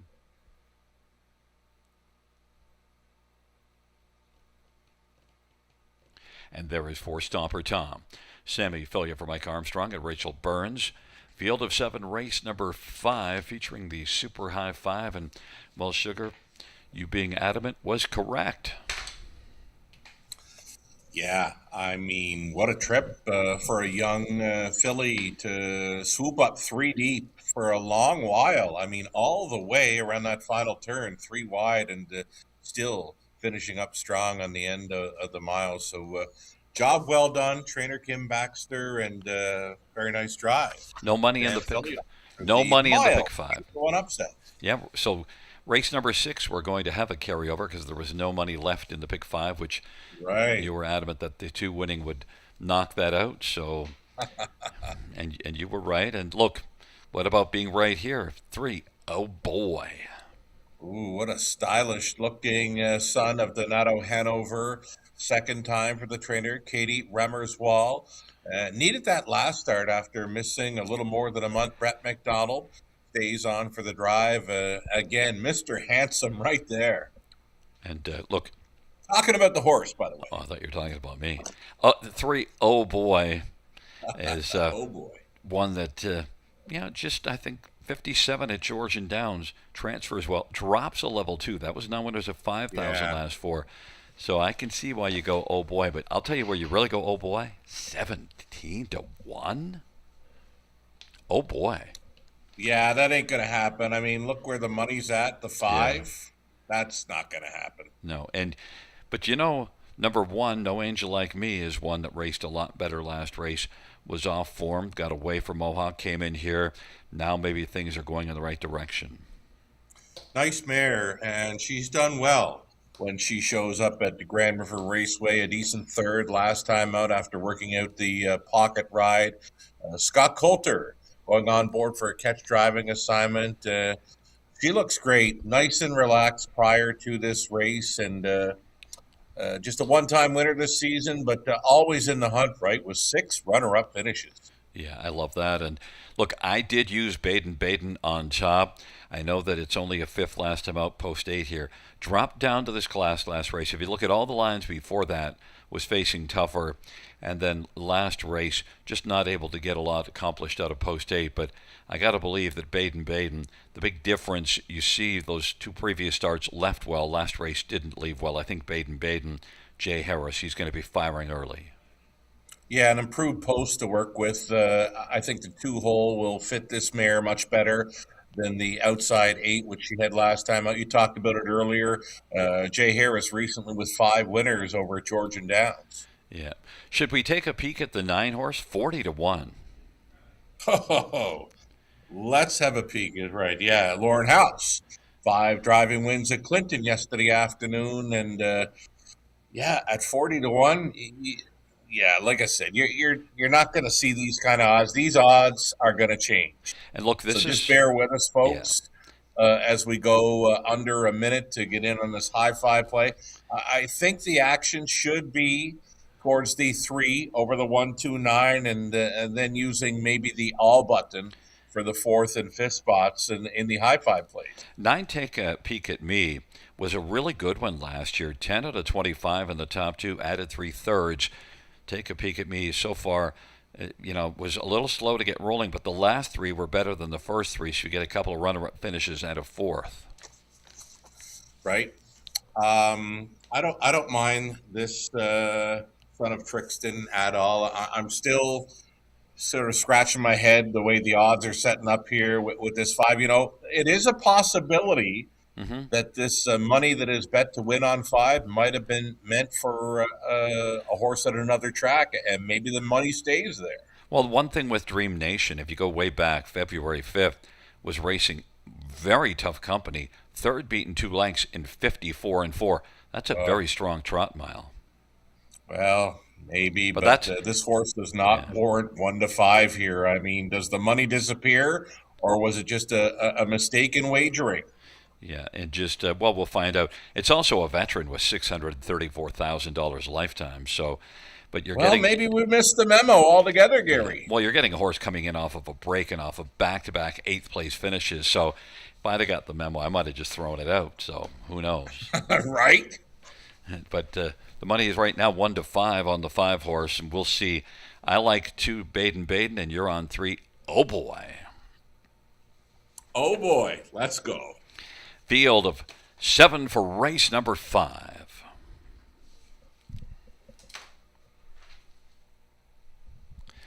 Five horse sitting at 1-5 right now.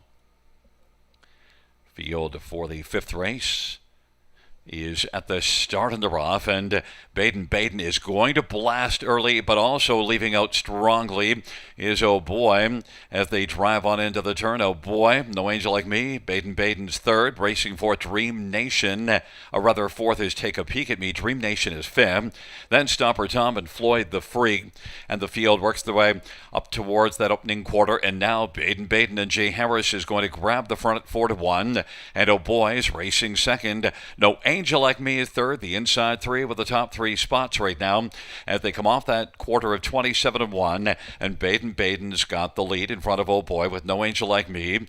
Take a Peek at Me is racing 4th, then Dream Nation, Stomper Tom, and Floyd the Freak, and they race their way on into the backstretch, and on top right now, Baden at 4-1. Oh Boy is a stalking 9-5 pocket rider. No Angel Like Me is racing 3rd, then Take a Peek at Me is 4th, and Dream Nation is 5th, and is 6-5 on the board still.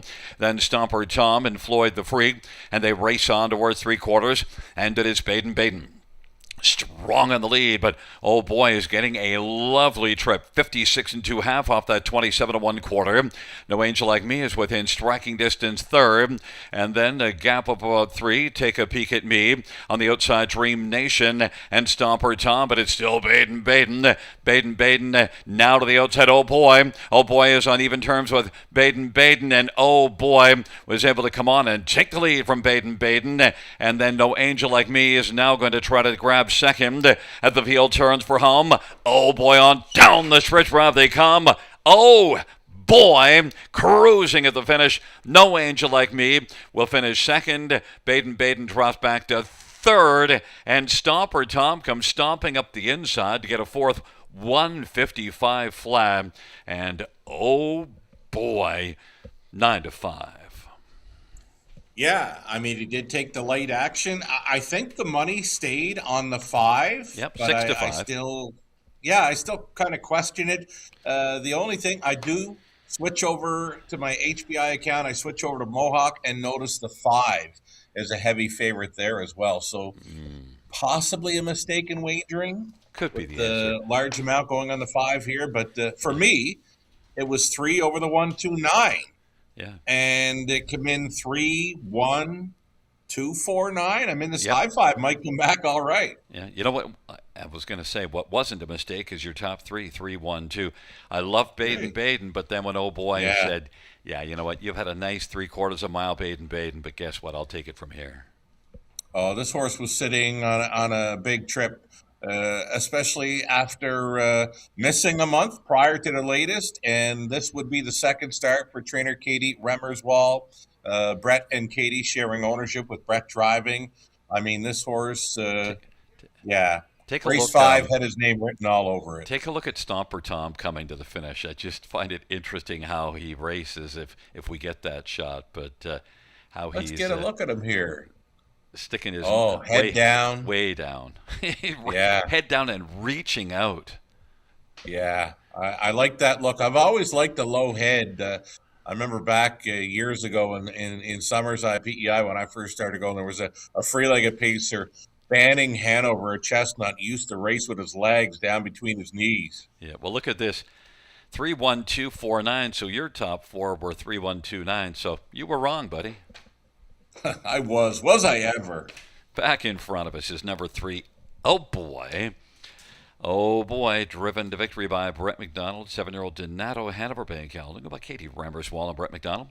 Katie is the trainer, Brett McDonald the winning driver. First win for Oh Boy on the season. Oh Boy Victorious in 155 flat.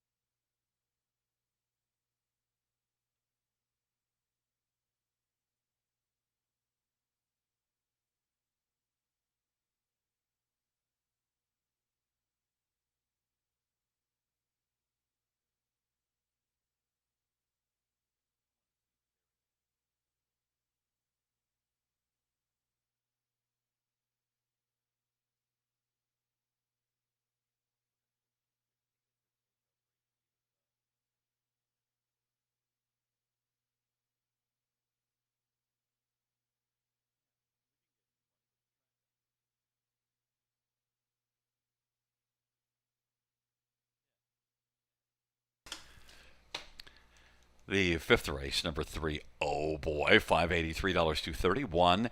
No Angel Like Me, $433, and 2 Peyton Baden, $290. $2 exactor, $17.50. Dollar try, $17.10. Dollar high five, $400.85. 20-cent high five, $80.17. The 20-cent pick 3, $11.84. 20-cent pick 4, $84.33. Correction, the 20-cent pick 4, $843.33.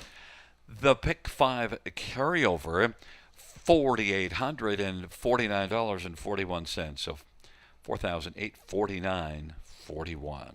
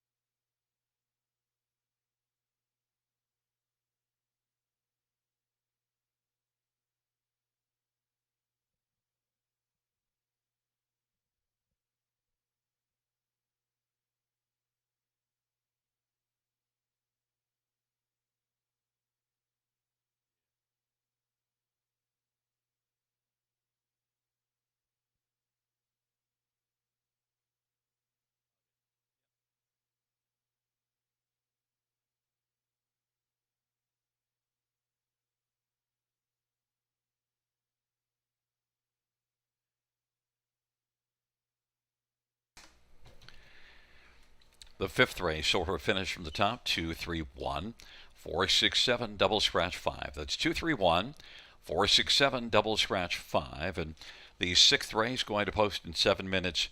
Note the carryover, $4,849.41. It's carried over into the late pick 5, $4,849.41. We're 7 minutes to race number 6.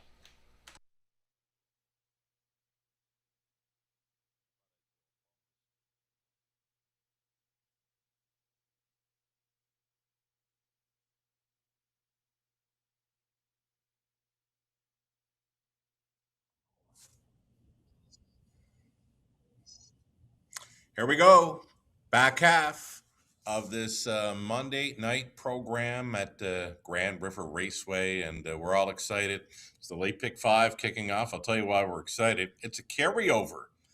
$4,800 and change carried over from the early pick five that did not sell. We had a couple of big long shots, races 1 and 2, another one in the fourth. It's been that kind of night here at Grand River Raceway. So let's talk about this 4,849.41. There it is. Estimated pool $10,000. I think it could be a little more than that, but you know what? It's just an estimate. Best of luck to all taking their best shot on this late pick five, covering races 6 through 10.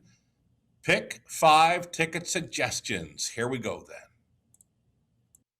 And a big $21.60 for you. It's good that you fanned out wide because of that big carryover, $4,849.41. And I can tell you a little sneak peek, I went a little wider than I normally do. I must have known. Okay, well, that's all right. It's good to know. I'm in to go, 2160. Same price I went with on the early, where I had no luck. I mean, after race one, many were out after that 35-1 bomber showed up. So 5, 6, 7 for me. I'll tell you what I wrote down in my program after making my selections for race 6. Really nice race indeed. This is a really nice race. The kickstart, the pick five, carryover, a must play. If you're playing any harness in North America this evening, this is a must play. Pick five carryover here in race number 6, Grand River Raceway. Over to race 7, 3 deep in there with a 3, 5, and 9. Keep the high five alive. You know it. Living a Sweet Life and Hillary's hit list. That's where we're going. 2, 3, and 5 in race 8. 3 deep again with Molly's on Fire. Big winner on Industry Day. Queest Phoenix. Always Be Emma. Those are the 3 I'm back in there. 2 deep in the 9th with a 1 and 3. Veracruz. Very sharp right now. The Fixer is another one I'm using in the race 10, the finale. We're on the inside to my holy moly, Victor Invictus. Again, 2160 if you want to come along for the ride on this late pick 5 carryover. Gary Guy with his late pick 5. What does Gary got mapped out for us? Sugar, if you want, I'll chime in here and go through my Sure. picks, because you know what? They're going to be similar to you, except for in this 6th race, I added Red Beach 1 and didn't use Laney Blue, so I'm 6, 5, and the 2. So your top 2 are my top 2. 7th race, Sure. I was copying off your homework. We've got the same top 3 in the same order. The 8th race, what the heck? I got to find a new seat in the classroom, because we got the same darn thing. But you know where we don't have the same darn thing at all? You went with the 1 and 3. I went with Locatelli, one of your favorite horses, and 9 are Royal Port. I did not use Veracruz or the Fixer at all. In fact, they're not even, if you fan out wider than my top 2, they're not in my top. Pardon me, Veracruz is my 3rd one, but then I didn't use the Fixer at all. But I went 2 and 9, and you know, in the 10th race, I said, I only need Victor Invictus. Come on, man. Yeah. Many will be using Victor Invictus, but I can't believe we're so far apart in race number 9. I mean, you can have your 2-9. I'll take my 1-3, and we'll see what happens. We'll see what comes of it. 1080, though. I like the way you've mapped out your pick 5 carryover ticket, 1080 on a 20-cent wager. We've got one more ticket to look at. This one for friend of the show, Connolly Ecclestone. And he's going to change things up with a 25.60 20-cent play. The opening leg for Connolly on this pick 5 carryover. He's looking for 2, Red Beach 1. He's looking for 5, Cold Creek Cali. 4 deep for Connolly, race 7 with a 3, 5, 6, and 9. Cuts it back to 2 deep in race 8 again with Molly's on Fire. And Always Be Emma back up to 4 deep, the 9th race. 1, 4, 6, and 9 are covered. And then on the end for Connolly, it's the 2 Victor Invictus or the 5 Masterwork. Again, 25.60. Sugar, look at in the 9th race. He doesn't like my Locatelli that I took on top, and he doesn't like your Fixer either. He said, no Locatelli. No Locatelli. No the Fixer. I guess you could say Connolly, yourself, and myself. We're all kind of worlds away in race number 9 when making our selections. Hey, Yeah. carryover in play. There it is, Gary. $4,849, and I'll throw in the 41 cents. Oh, that's so good of you. Well, I'm going to share this graphic right now on the X feed and let our players know that we're thinking of them and wishing them all good luck with it. you know what might be interesting, though? With the carryover, if you get into the 10th race, the fact that you threw in My Holy Moly, and look, Right? Victor Invictus at some point will stop winning, and that's how you get yourself a bigger ticket, because Victor Invictus will be heavily played in that pick 5. So it's not He a bad will. idea just to take a flyer on one. Yeah, like Victor Invictus, he's going to be the heavy favorite, likely a single for many. But if there's an upset potential in race 10, why not go to the one that's coming in from the big track of Woodbine Mohawk Park? Facing easier many, but Victor Invictus just so good right now. He's been a machine. Yeah. They're coming out on post spray. We'll talk to you in a minute.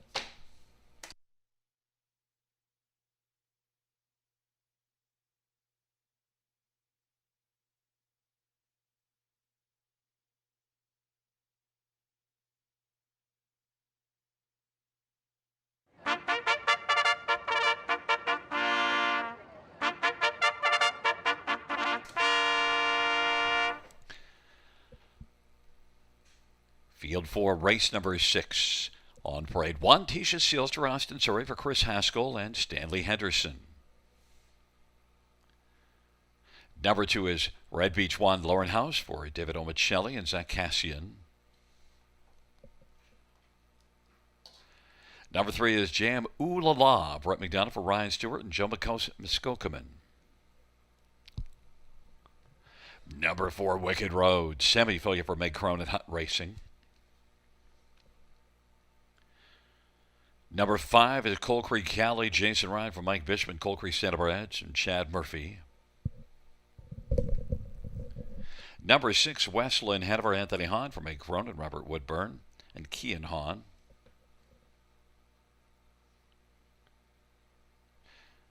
Seven is Lady Blue, Paul McKenzie for Matt Dupuy and James Fraley.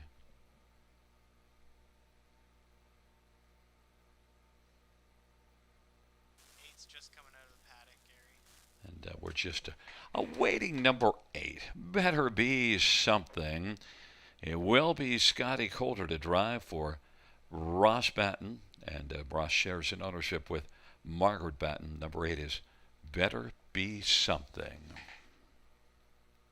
And just joining us now, it's a field of 8. It's race number 6. It starts that pick 5 with the carryover, $4,849.41.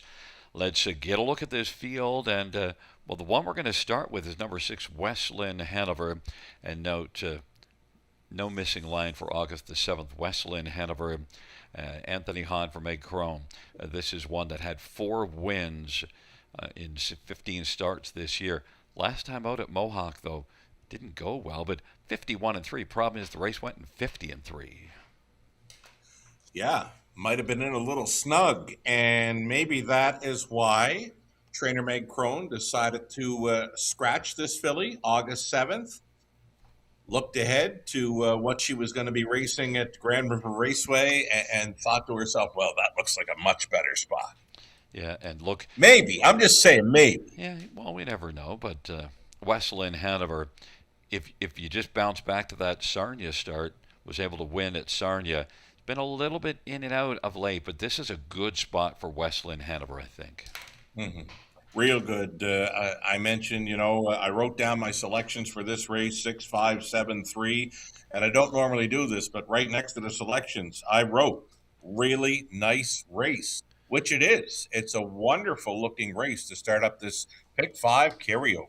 Well, you know who had a really nice race last time out? Coal Creek Cali thought it was a really nice race July the 27th. Oh, that was a big mile. Jason Ryan staying on for Mike Bishop. That was the season debut. That was what got me. I mean, she traveled first up through the third quarter, where she marched 27-3 and still had 28 and change on the end of her mile. Looked very fresh on her way to the winner's circle as well. I mean, what a wonderful job, Mike Bishop, getting this one into her 2026 season. I mean, she came to play last week, and she looks great again tonight. And I saw this one at Georgian Downs last year as a 2-year-old and wired the field by almost 4 lengths in 54-3 as a 2-year-old filly. In fact, has had only 6 career starts, 3 wins in a couple of seconds. So Coal Creek Cali is one that you could maybe take cold on top at 4-5 if you feel so inclined. How about 7 Laney Blue if you want one at a price at 17-1 that was a winner in this class only 3 races ago? Right, I like that start over Grand River Raceway. Pocket ride to victory, 52-4, which happens to be her light best mark. Now she went back to the big track, Woodbine Mohawk Park. Maybe felt it was a little snug there, so trainer Matt Dupuis says, let's bring her back to the river. And let's put Paul McKenzie back in the bike. What a price on this one right now. 17-1. Get out of here. This is one that could be flying late if the plan isn't to leave from post 7. 26-2 final quarter on the end of it last time out for Laney Blue. Mm-hmm. Yeah, I don't mind this one at all. I mean, I can't figure it out. Why is this horse now 16-1 with just seconds away from this pick 5 starting up? I'll tell you what would really have you go ooh la la right here, right away in this 6th race to start the pick 5 is the 3-horse Jam Ooh La La. Yeah, pretty good 4th last time out. One that I would not include or did not include into the pick 5 play, but Brett McDonald did a fine job of getting the free to the winner's circle in race 5. Maybe he's thinking, let's try to get this 3 to the winner's circle here. Longest shot on the board, but a top 4 play for me still. I threw number 2, Red Beach 1 in, so just a quick thought on this one was one that was racing well before a 5th here last time out. It fired out early and then couldn't sustain. 26-3 opening quarter. I wonder if Red Beach 1's going to be fired up again. Nice filly, chestnut daughter of Cattle Wash, right? Lauren House training and driving for our pie guy, friend of the show, Dave Alicioli of Michigan. Maybe I was looking at this horse through pie-colored glasses. It's a field of 8, race number 6. They are moving up, moving into position and into the backstretch, gathering speed, approaching the start.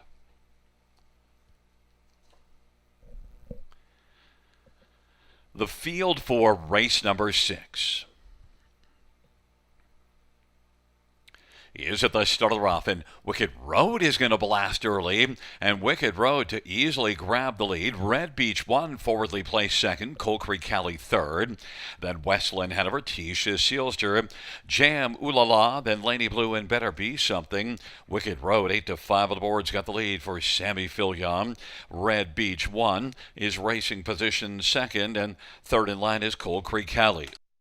They work their way past that opening quarter with Tisha Sealster 4th and Westland Hanover 5th.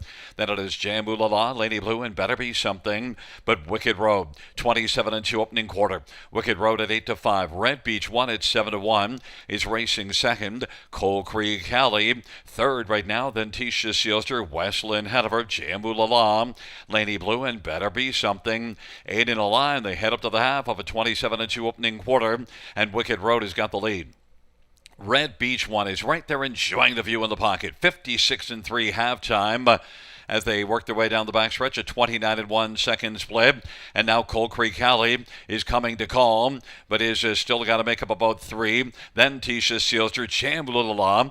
Westland Hanover hasn't fired yet and is on the inside. And now is going to angle out on the back of Jam Ooh La La. Carried out wide, Laney Blue is coming. And then Better Be Something, but it's Wicked Road, the one to beat. Coal Creek Cali is getting closer. Red Beach 1 retreats on the inside. Jam Ooh La La is 3rd. Laney Blue now is driving on the outside. 4th and closing hard, but it is Wicked Road. Coal Creek Cali trying to close. 3/4, 124-1. Wicked Road and Coal Creek Cali on down the stretch drive for Wicked Road. Coal Creek Cali still has work to do, but it is Wicked Road who is going to wire the field. Wicked Road, Coal Creek Cali, Tisha Sealster, and Jam Ooh La La.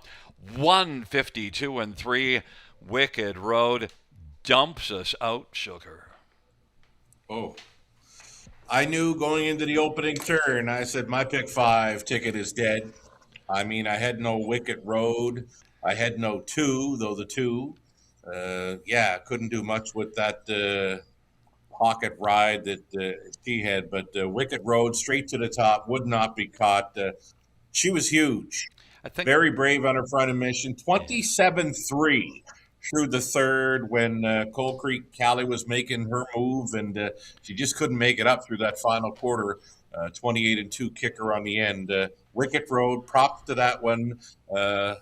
Two Meg Crone trainees in that race, and it happened to be the four that starts up the pick five play, and I would side with the six. Yeah, and you know the way you get to Wicked Road is this is one that was racing here in the non-winners at 3 and drops down to non-winners at 2. You do see a second June the 29th in a non-winners at 3 in 52 and 4. In fact, you saw back-to-back 52 and changes, but this is one that was heading in the wrong way, but the class drop got Wicked Road headed right back in the right direction. I guess. I mean, she's double digit odds in each of her last Yeah. two, and then she's taken what 8-5 action tonight. I just couldn't find her, Gary. Yeah, I'm just saying if somebody did find her, that they found her on the class Yeah, drop. I guess. I let her beat me. Yeah. Well, non-winners of 3 down to non-winners of 2. It won't be Oh, as tough. Was that's facing the likes of it's Mai tough to Tide go and out Better like that. Bell. So, yeah, Yeah, easier spot. And then, of course, Sammy Filia. of course. The wolf shows up again. It's a 4-5-1-3. Race number 6 and number 4, Wicked Road, a 4-year-old McWicked Bay mare, Omaha Racing, trained by Meg Crone. Sammy Fillion's the winning driver, and Wicked Road's first win this year. Wicked Road, 10th win lifetime, won 9 times last year, and now has a win this year to make it 10. Wicked Road and Sammy Fillion, 152 and 3 for a new career best.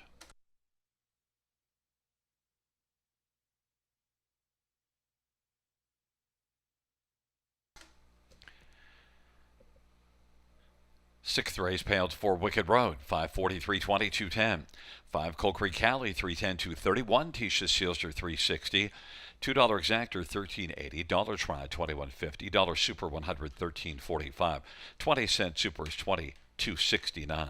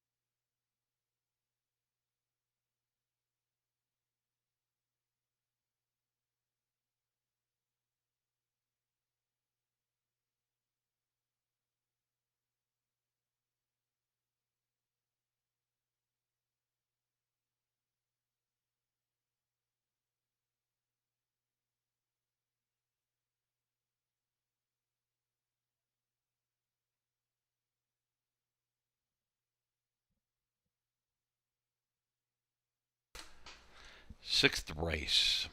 Order finish from the top. 384 12657. That's 384 12657 on the bottom.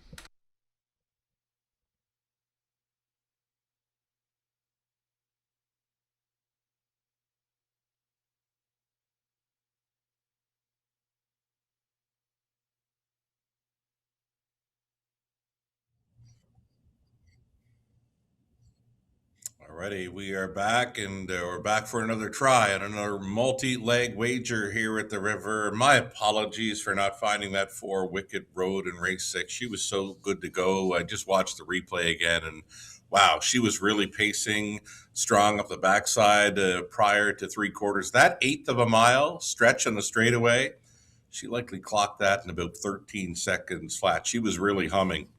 Well done, trainer Meg Crone, Sam Filion with 4 Wicket Road.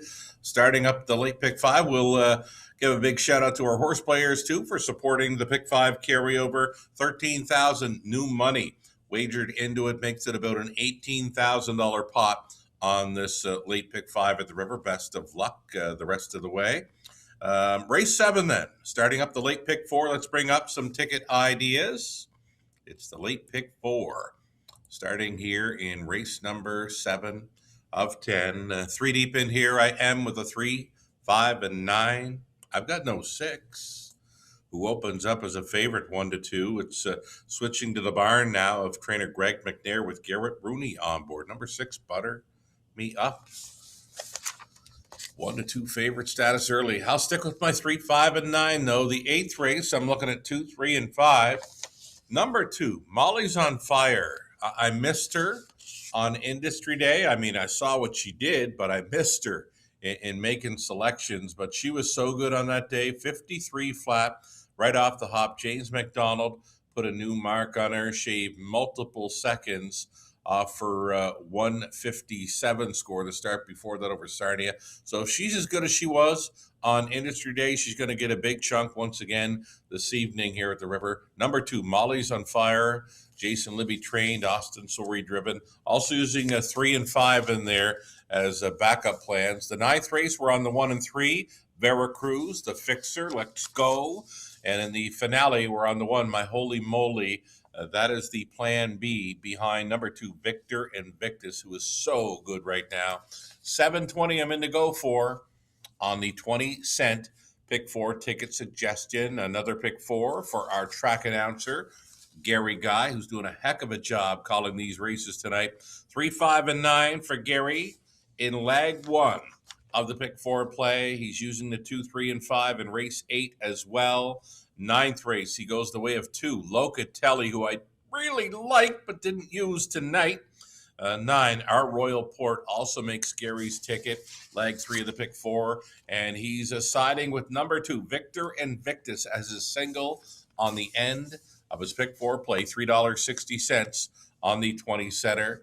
And one more ticket idea bring up for our friend of the show, Connolly Ecclestone, who had a great time on Industry Day, I'm sure. A week ago today, but now we're into a new week, Monday evening at the river, where Connolly elects to go 40. The opening leg of this late pick 4, 3, 5, 6, and 9.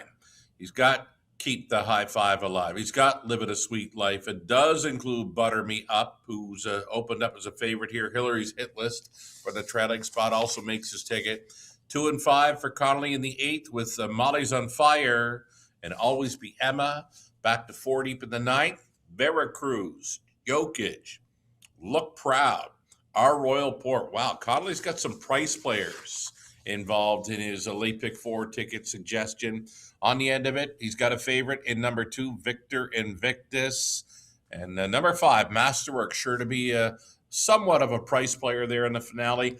$12.80 if you want to go along with Connolly. He's got some nice picks there and some nice price players involved as well. It's the late pick 4 at Grand River Raceway, folks. Good luck.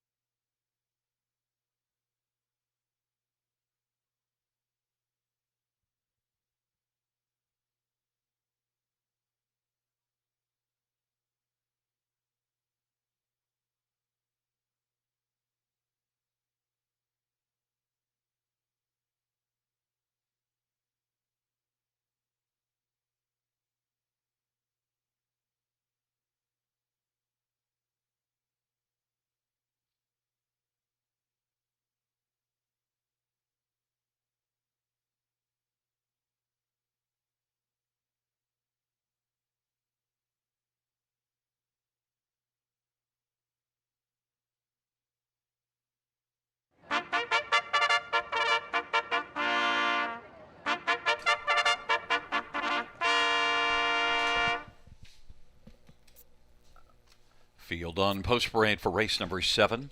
It's My Deal. Daniel Dulude drives and trains and owns.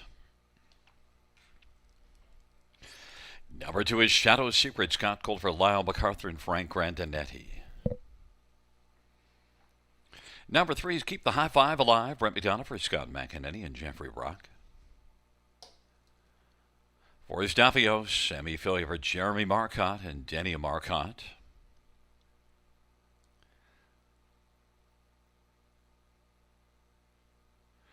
Number 5, Living a Sweet Life. Austin Surrey for Sean Stacy and Hudson Stanbreds. Number 6, Butter Me Up. Garrett Rooney for Greg McNair, Alan Janik.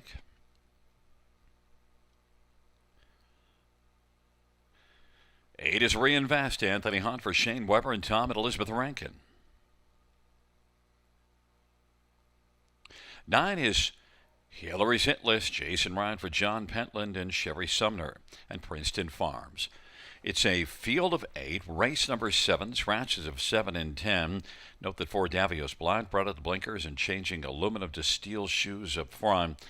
Number 3, Keep the High Five Alive. Well, we don't have that problem. We're dead, but Keep the High Five Alive might keep some other people alive, even though the last race wasn't good. No, it wasn't good for us, but it was good for trainer Meg Crone, Hut Racing Stable. I mean, I mentioned, Gary, that I went back and I was catching her replay, and she was absolutely pacing out of her skin up the backside. I mean, that long straightaway where she got to the third quarter, that 1/8 of a mile prior to 3/4 had to be 13 flat, maybe better, because she was smoking. Well, maybe Keep the High Five Alive will be smoking here. was smoking here 2 starts back?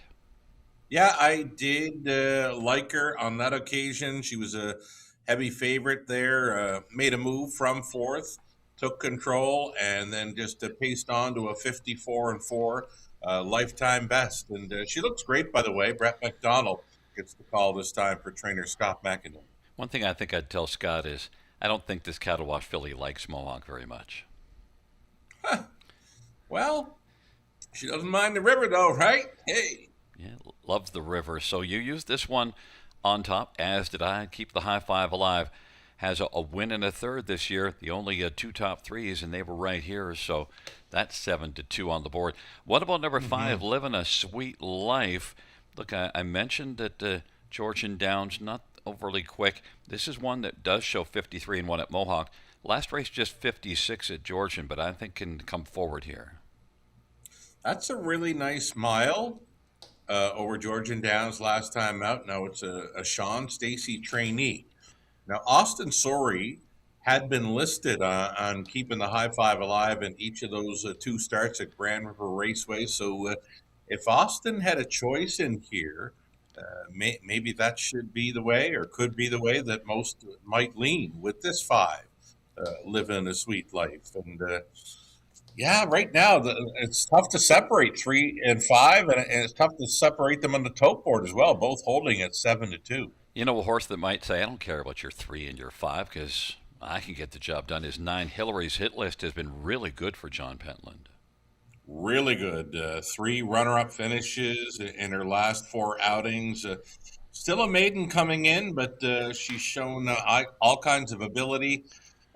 I couldn't put her any higher in my selections because it's that trailing post 9, right? It's a very tough post to win from, Gary. I want to see how Jason navigates from the trailer post, because this is a filly that so far has raced really well here, but always from up close to the pace, no worse than second at the quarter when racing here in those effective ones. And in fact, the race that wasn't good, June the 15th, the only non-top 3 finish, was a race where Austin took this one back early off the gate.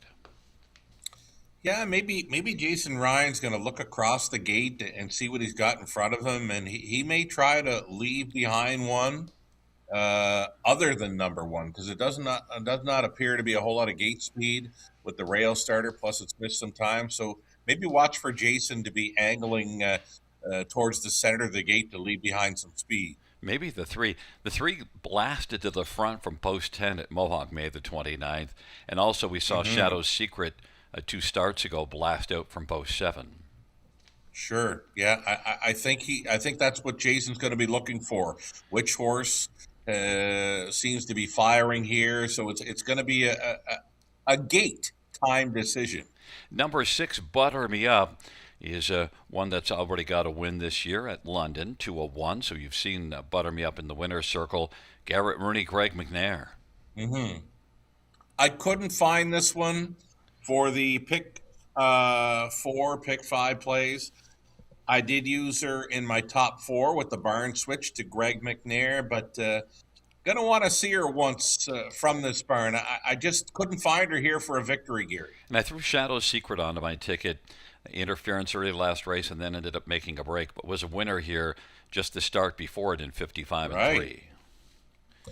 Good price. I mean, you may have touched on something here that if you're long shot shopping late, could be the 2. And now we see Jason Ryan searching for a spot to leave from. He wants this filly up close. It's a field of 8 for race number 7.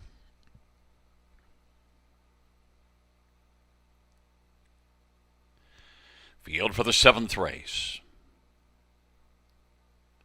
is at the start of the rough, and right now it is Davios driving with Livin' a Sweet Life and Shadow's Secret. It's My Deal, and then Keep the High Five Alive gets away 5th, and 6th is Hillary's Hit List, and then Butter Me Up, and back to Reinvest. But right now it is Austin Sorry and Livin' a Sweet Life who's going to come on and take the front. Davios is 2nd. Shadow's Secret 3rd. It's My Deal 4th. Keep the High Five Alive is racing 5th in front of Hillary's Hit List and Butter Me Up, and back trailing is Reinvest. But Livin' a Sweet Life is living on the lead, 27 and 2 opening quarter, with Davios at 16 to 1. Racing position to 2nd. 3rd in line is Shadow's Secret, and as they race up towards the half, 4th is It's My Deal in front of Keep the High Five Alive, who's racing position 5th. Hillary's Hit List now is going to step out from 6th. Then 7th is Butter Me Up, and well back is Reinvest. Half was 56. Livin' a Sweet Life on top at 9 to 5 on the board. Livin' a Sweet Life leading in racing position 2nd. Still Davios. Shadow's Secret at 22 to 1 is 3rd and is only 3 off the lead. Now popping up from 2nd. Davios 16 to 1 is going to try to take down the 9 to 5 Livin' a Sweet Life. Shadow's Secret 3rd. And then it's My Deal and Hillary's Hit List. Back further, Keep the High Five Alive is blocked on the inside and Butter Me Up. And when Davios was able to grab the lead from Livin' a Sweet Life, but might have to deal with Shadow's Secret. It is Davios and Sammy Fillion. The wolf is howling, but might still have to fend off Shadow's Secret. Living a Sweet Life on the inside. Davios on down the stretch drive they come. Davios is cruising in the stretch drive. Davios is going to win this one. Flying late, Keep the High Five Alive. Kicks in late to pick up 2nd. Butter Me Up and Living a Sweet Life, 154 and 3. Davios at 16 to 1. And this is one that made a couple of equipment changes for this dash. We saw that earlier in the evening with the horse making 2 equipment changes, having a form reversal, because this is one that was 7th last time out. Yeah, equipment changes appear to be key for this one because she left sharply. She does have the gate speed. We've seen that in the past, but nice move from the pocket. I mean, she came with authority, and what a way to break her maiden. 54 and 3, a crisp winning mile, and here we go, right? Upsets on again. Well, you know, maybe races 6 and 7 for the pick 5. All you had to do is just find Sammy Fillion. Right?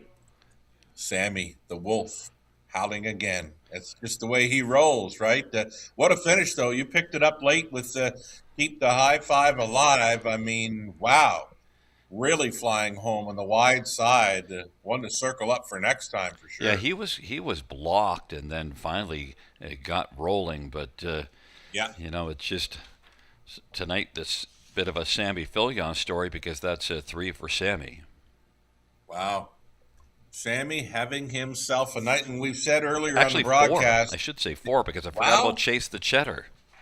Oh, that's right. The big upset earlier. So here he is again. Chase the 16 Cheddar. to 1, 4th driving win. Yeah, that's the one. And Adamant.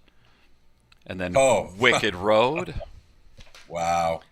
And You know far, what? We mentioned earlier when these guys start winning in bunches on the B track, you got to track them. So look for Sammy to have a huge week here at the river. the wolf is howling. 4 on the evening. Back in Big front of time. us, Davios, a 3-year-old tall, dark stranger, Bay filly. And the owners are Jeremy and Denny Marcotte. Jeremy Marcotte's the trainer. Sammy Filia, 4th win on the evening, 1st win on the season, 1st win lifetime for Davios. 154-3.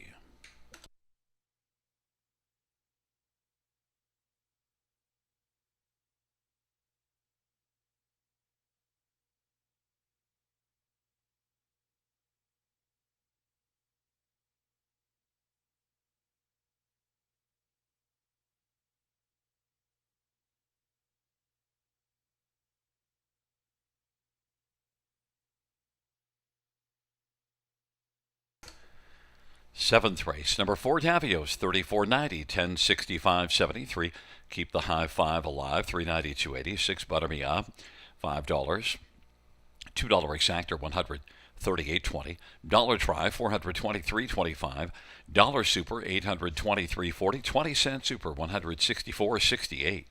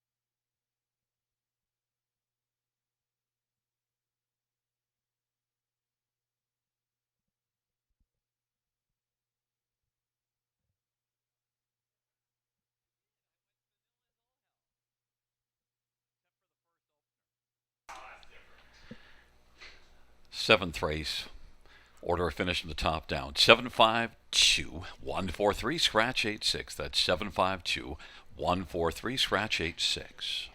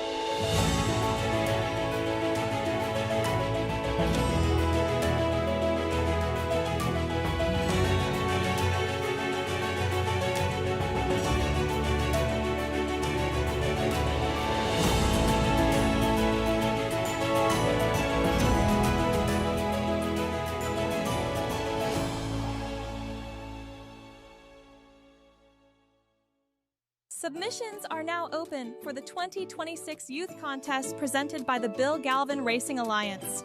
Kids can win cash prizes and a VIP night at the horse races. To enter the Youth Literary Derby, write a story or poem about anything related to standardbred horses. The Youth Literary Derby is open to students in grades 3 to 8 as of June 1st.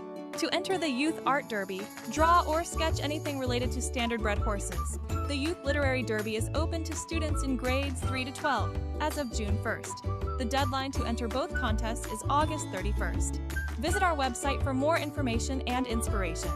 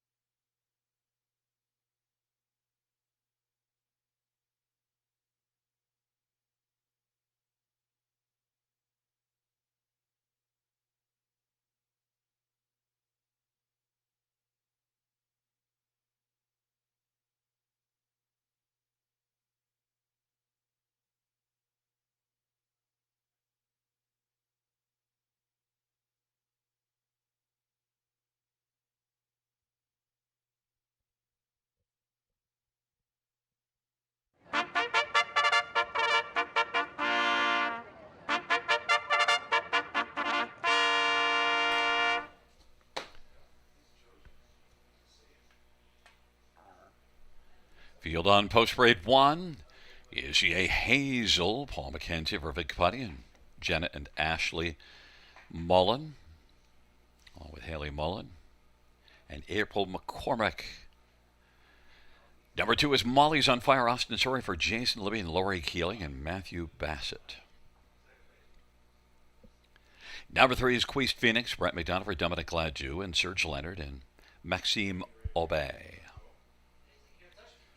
4 is Blushing Joy, Sammy Filia for Sean Stacy and Hunt Racing. 5 is Always Be Emma, Jason Ryan for Jacques DuPont and CSL Stable.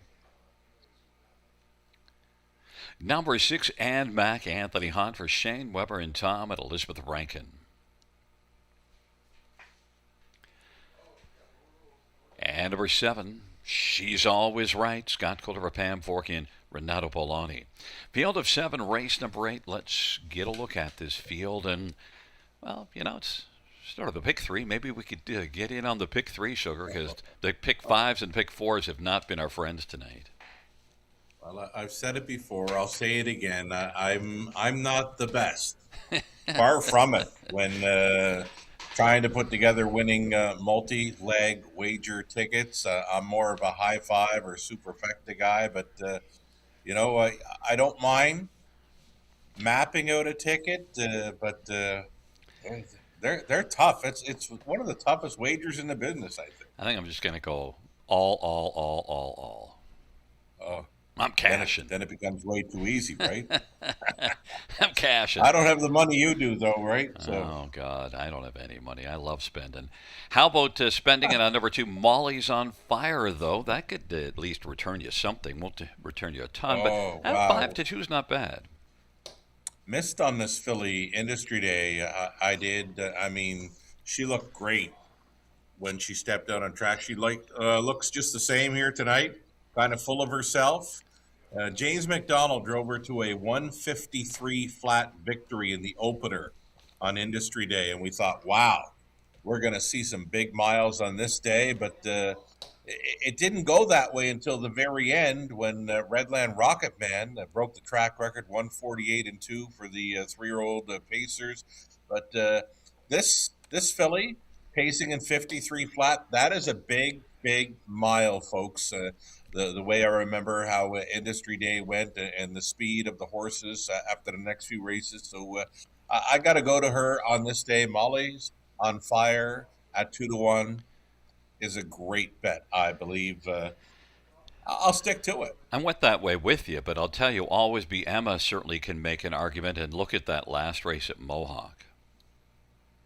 Yeah, very nice trip. Parked through the early stages, takes the lead, and then paces a big back half to only get picked off very late, second by a neck, beaten favorite. But the start before that, even closing very strong. I mean, that back half, back where she come her final quarter, 26-1. Big motor underneath the hood of number 5, Always Be Emma. And look at the start she had here. We saw her here. She was 9th at the quarter, 9th at the half, and said, don't worry about it. And she came on to win. Yeah, and then there was the trainer change. I mean, they moved it on to trainer Jacques DuPont. Maybe there was a sale of this filly, but she's been pretty good for Mr. DuPont in those 2 starts where she's been a runner-up finisher, and maybe she's ready to go right on through the door after knocking on it a few times. And if these horses are listening, there's a filly in here that's probably saying, I don't know why you're talking about those 2, because I'm good too. That's 3 Queest Phoenix. Yeah, I remember this one. She closed up very strong to win at 7-1, 2 back. I don't think there's a whole lot of early speed to work with, but wow, can she scat home. Second best in her latest when racing from off the pace. And nice big daughter of Always Be Mickey. And Always Be Mickey, wow, he's having a great run as a sire. And, even though those are the first 3 that we think are fairly obvious, Ann Mack can make an argument because, winner last time out in 54-1 and won by 2 lengths. Yeah, pretty solid effort there, Guy Gagnon. on board for the victory. Anthony Hahn with a catch driving assignment here tonight. Her best shot is to flash that early speed again. I'm not so sure it'll happen, but I'm looking at the starters on gate. She might be the only one that can blast off in here. So maybe she gets the beware angle right now at 9-1, Gary, number 6, and Matt. Yeah, the money has pretty strongly come for the 2, 3, and 5, but Ann Mack at 9-1, and off of a good win here in 54-1, 5 out of 8 in the top 3 on the year. So it's not just one start; it's a bunch of good starts. Oh, blast off and see what happens. It's a field of 7 for race number 8. They are in behind the starting gate, approaching the start, and on a beautiful evening here at Grand River Raceway.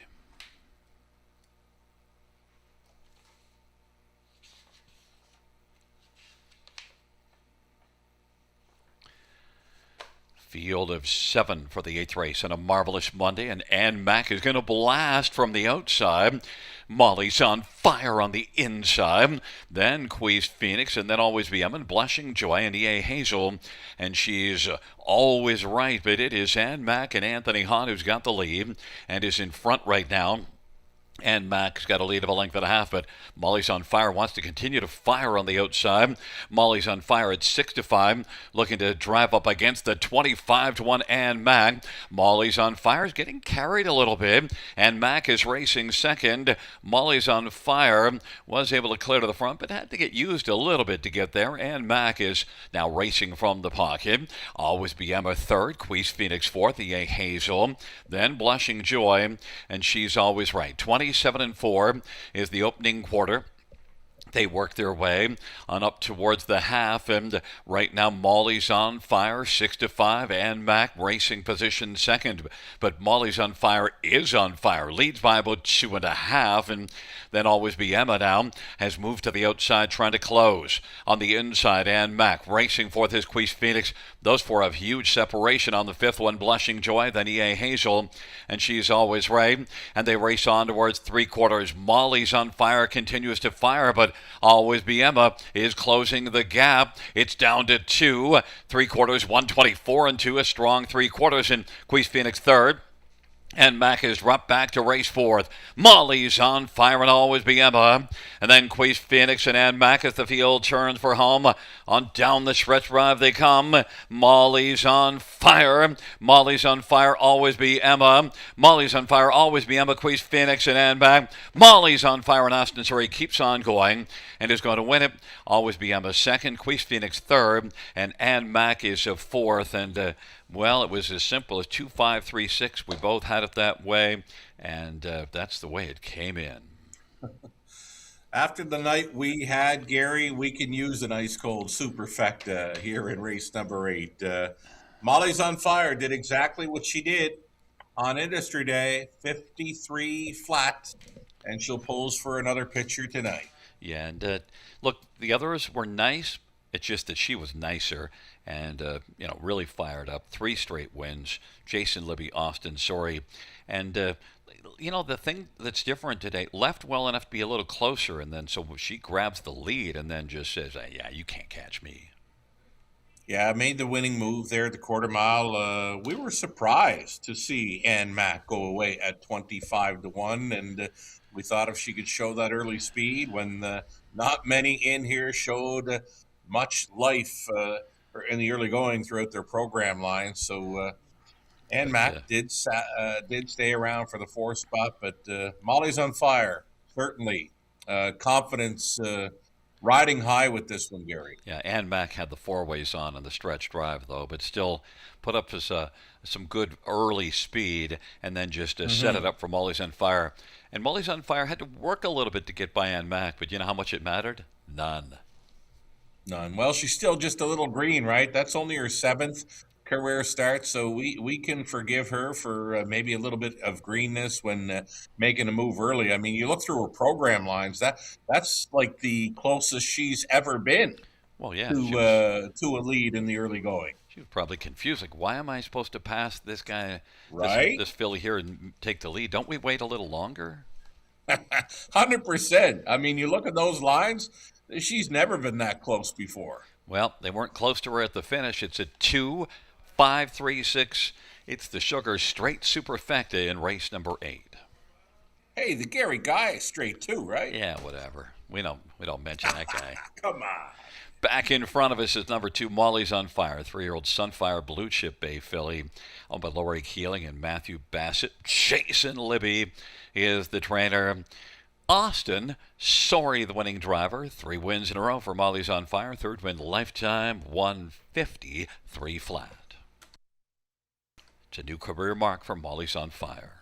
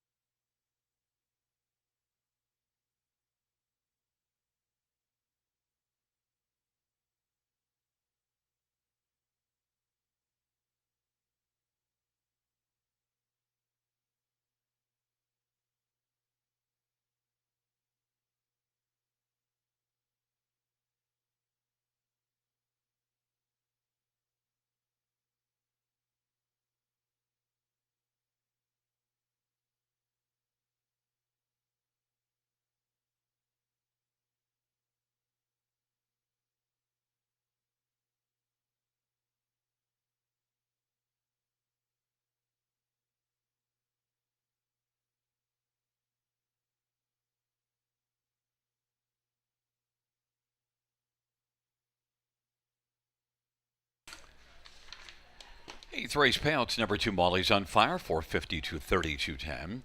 5, Always Be Emma, 210, 210. 3, Queest Phoenix, 250. $2 exactor, 760. $1 try, 530. $1 super, 1640. 20-cent super, 328.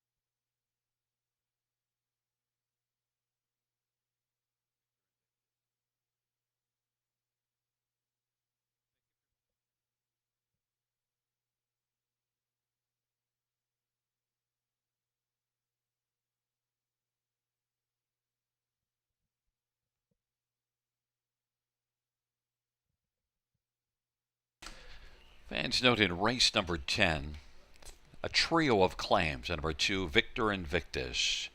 Claimed is 2, Victor Invictus out of the 10th.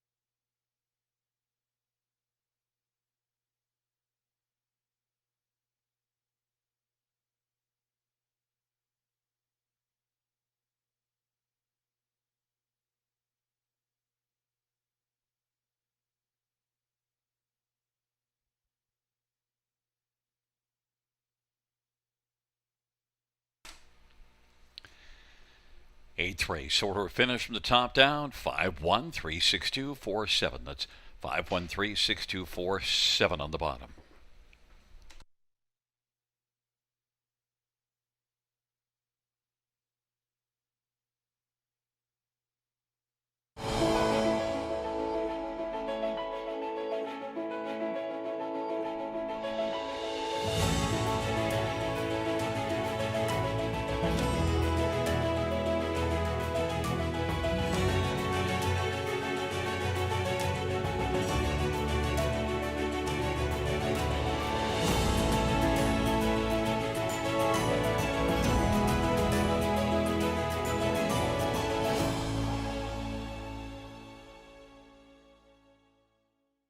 Winback Farm graduates are born to compete and race to win and have made over $480 million and have won over 50,000 times. Yearlings for sale at Goshen, Ohio, Lexington, London, and Harrisburg. Featuring first crop yearlings sired by Meadowlands Pace winner Beach Glass, Adios Pace winner Cannibal, O'Brien Award winner Lawless Shadow, multiple O'Brien Award winner Tattoo Artist, and Dan Patch Award winner Volume 8. Yearlings eligible for multiple racing jurisdictions. For more information, visit winbackfarm.com.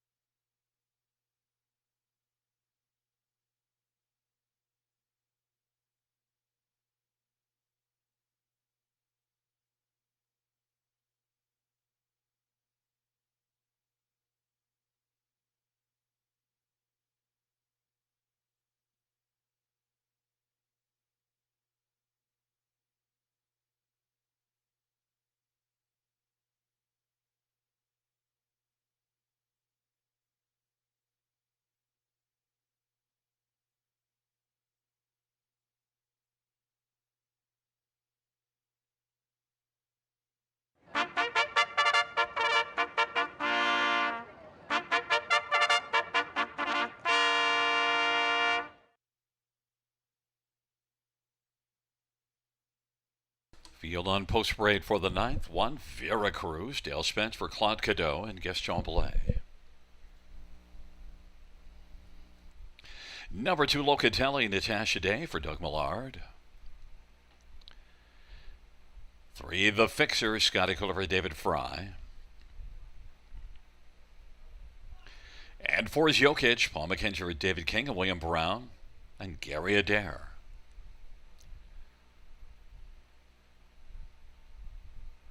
Number 5, PPE, Sammy Fillion for Roy Jeffries and Ross Benner.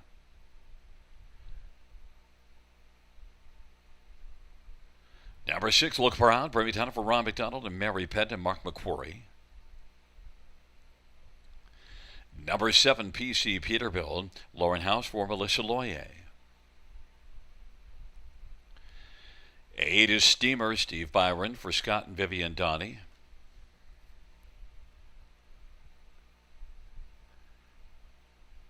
9 is our Royal Port, Austin Soaring for Gerard Damaris and Tag Incorporated. Field of 9 preferred trotters, a very nice bunch in here. Going to start with number 3, the Fixer.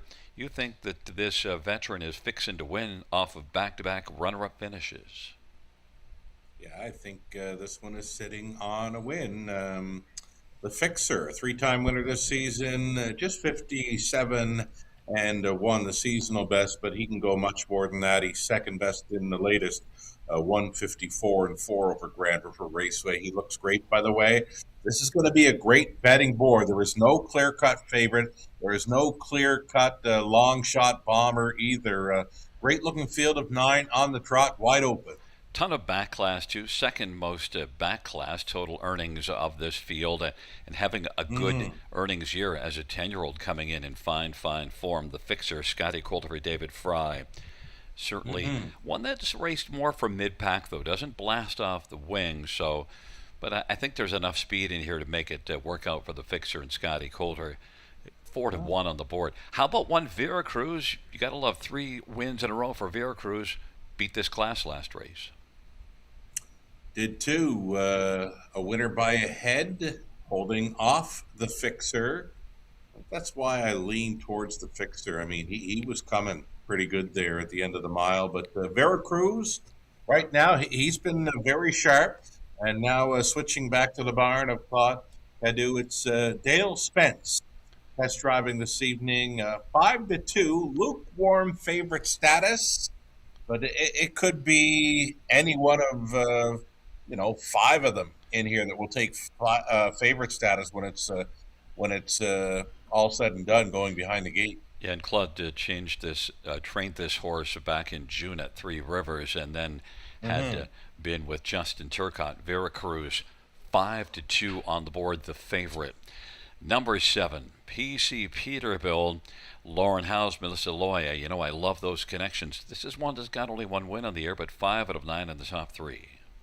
Oh, was making a big rally on the wide side with Mike Saftik on board in the Legends Day trot at Clinton. Melissa Loyer, the owner and trainer. I know you're a big fan of her and conditioning. In the pink, PC Peterbilt with a good trot man on board tonight, Lauren House. Last time we saw PC Peterbilt, we got to see him a little extra in the winner's circle, June the 29th, class below this one, but dominated, came blasting on by and one going away. Oh, looks great, by the way. You'll have to refresh me on that winner's circle thing. Well, it was a winner, and June the 29th, and look, 6th, was out 3 wide at 3 quarters, and was just bombing, and beat Chip happened, but it did it really handsomely. Coming back to me now, yeah. And that's what he was trying to do at Clinton. I mean, Saftik, very late, and he kind of drifted towards the grandstand side. There was a lot of people on track that day, so maybe that was his deal, wanted to get up close. And then I got a note from Natasha Day. She said, "What happened to Sugar? I thought he loved me." Oh, and I do. And I'm sorry, Nat. I mean, I do have Locatelli selected as a top 4 player. But as mentioned, this is so wide open. This is like number 2 or 3 or 4 on the night where I've said, I love this race. This is a great card. The only disappointment is I've rarely hit tonight. Yeah, it's been one of those nights. Locatelli, 2 starts ago, got off the gate really well and then won in 55 and 3. Last race wasn't a factor from post 8. And I want a quick touch on our Royal Port, because I think the key is the trailer post discouraged you, but our Royal Port is one that's been racing well, and I want to see what Austin does from the trailer post. Gary, I'm the odd man out here. I looked at the cappers selection. All the cappers, including yourself, have the 9 in their selections. I've got no 9. It's just that trailing post, right? Especially for a trotter. If his nose is on gate, I'm there all day. Yeah, and you've seen him race big miles. It's just, this is such a nice field. You gotta decide who you want to go with, and you could easily opt out of our Royal Port. But I opted into second behind Locatelli. As well, Mm-hmm. you opted away from Natasha Day, but I said I love you in here, Locatelli. It's a field of 9, race number 9. They're nearing the start. And they're at the start and they're off and getting out quickly is PPE. PPP is unmasking some early speed. Locatelli on the inside. Jokic is third, the Fixer fourth, and Vera Cruz is fifth away. Our Royalport is currently sixth, then PC Peterbilt look proud and trailing is Steamer. And now Locatelli is going to loop up around PPE. Locatelli driving 8-5 on the board. Locatelli is going to take the lead. Then PPE right now is racing in the pocket position, and then on the inside third is the Fixer as they come on towards us, and driving on the outside now as they race their way on towards us is Jokic, but maintaining fourth on the pylons right now is Vera Cruz. Jokic is fifth, and sixth is our Royalport covered up. Then PC Peterbilt, Look Proud, and Steamer. They head up to the half of a 27-1 opening quarter. Locatelli is getting things all his own way. Leads it right now, length and 3/4. PPE is second. The Fixer third. And the Fixer is fixing to come first up. Vera Cruz is fourth on the inside. Then Jokic. Our Royalport is blocked down to the inside. PC Peterbilt and Steamer. And Look Proud, but it's still Locatelli. The Fixer on the outside. PC Peterbilt from the backfield is coming. It is Locatelli and the Fixer going to have a throwdown, and PPE is racing third. Now Vera Cruz is starting to close some ground. 3/4, 125-2. Locatelli trying to fend off the Fixer. Locatelli and the Fixer. Vera Cruz is racing third. And now finding some room is our Royalport, who's driving now and is going to come on and take over fourth. They turn for home. Locatelli, the Fixer, and then Vera Cruz and our Royalport on down the stretch drive. Locatelli like a locomotive keeps on chugging to the finish. The Fixer is second, Vera Cruz is third, and our Royalport is fourth. 154 and 4. Locatelli wins, and Sugar, to get the super in here, you just needed to take my top 2 of 2-9 and your top 2 of the 3 and the 1. Oh, should have combined, right? Easy like Sunday morning. Locatelli, the backlash, shows up again. That day, put him on the boiler, and yeah, just a nice, fabulous trotter to be watching. I mean, check his body language after the race. He could go around again. You really saw where the backlash too, because when the Fixer came after him, Locatelli just Yeah. said, "Come on, buddy. I'm better than you. Yeah. Check my bank Well, account." Yeah, pretty much, right? 600 grand plus banked for Locatelli over the years, and that was a big move by the Fixer. Yeah. But Locatelli was ready for him. I mean, Natasha Day had a handful of Locatelli even after making a move, following a hot quarter, 27-1. He took control, and again, the Fixer with his big backside, the brush. He could get within 3 parts of a length, but that was just about it. Locatelli, very brave tonight. Yeah, and look, some people might have been discouraged by that last race, but you just had to say that's post 8 and got away 7th, and that's not really his style. His style is what we saw tonight, and it's what we saw here 2 races ago. Yeah, I was so high on him 2 starts ago when he wired up the field, and I don't know what I was thinking tonight, Gary, and not putting him on top. But kudos to you, and kudos to Natasha Day. I messed up.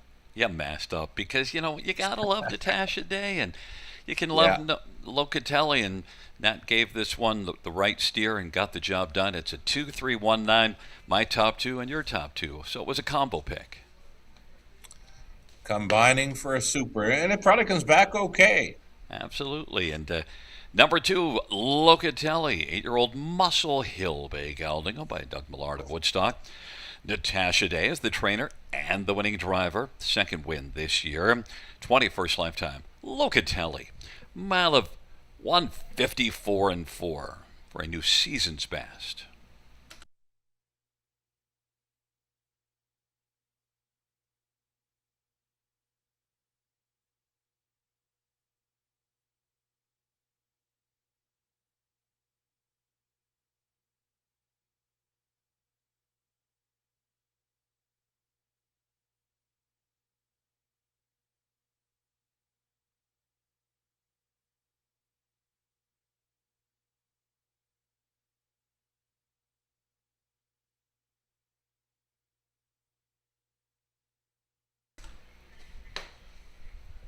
Ninth race to Locatelli, 553, 32, 33. The Fixer, 482.70. One Veracruz, $3. $2 Exactor, $17.90. Dollar Try, $29.70. Dollar Super, $127.50. 20-cent Super, $25.50.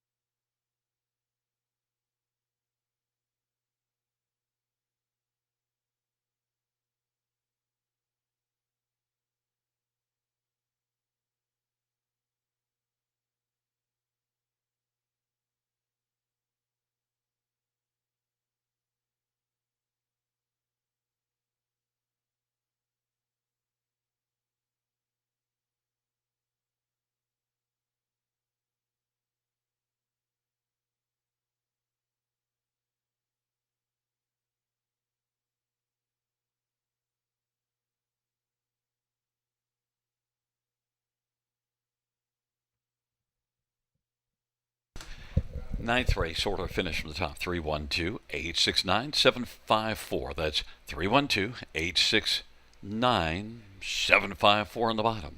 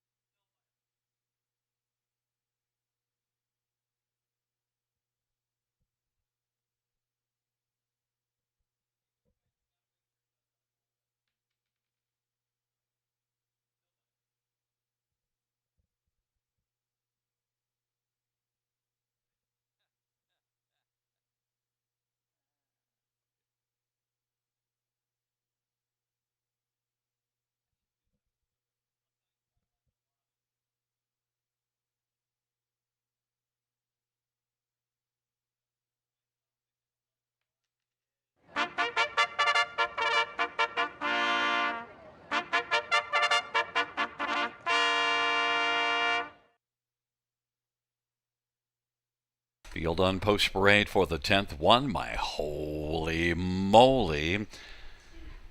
Paul McKenzie, Connie, and David Chisholm. Number 2, Victor Invictus, semifilia for Ashley Lenvoy. Number 3, Del Cresbrant, Steve Houdon for Laura Toscani.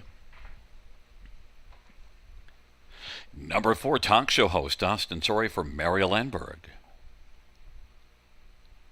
Number 5, Masterwork, Brett McDonough for Jean-Francois McGuire, Jean Allaire, Gino Bilodeau, and Anne-Marie DeMaris and GT Stables.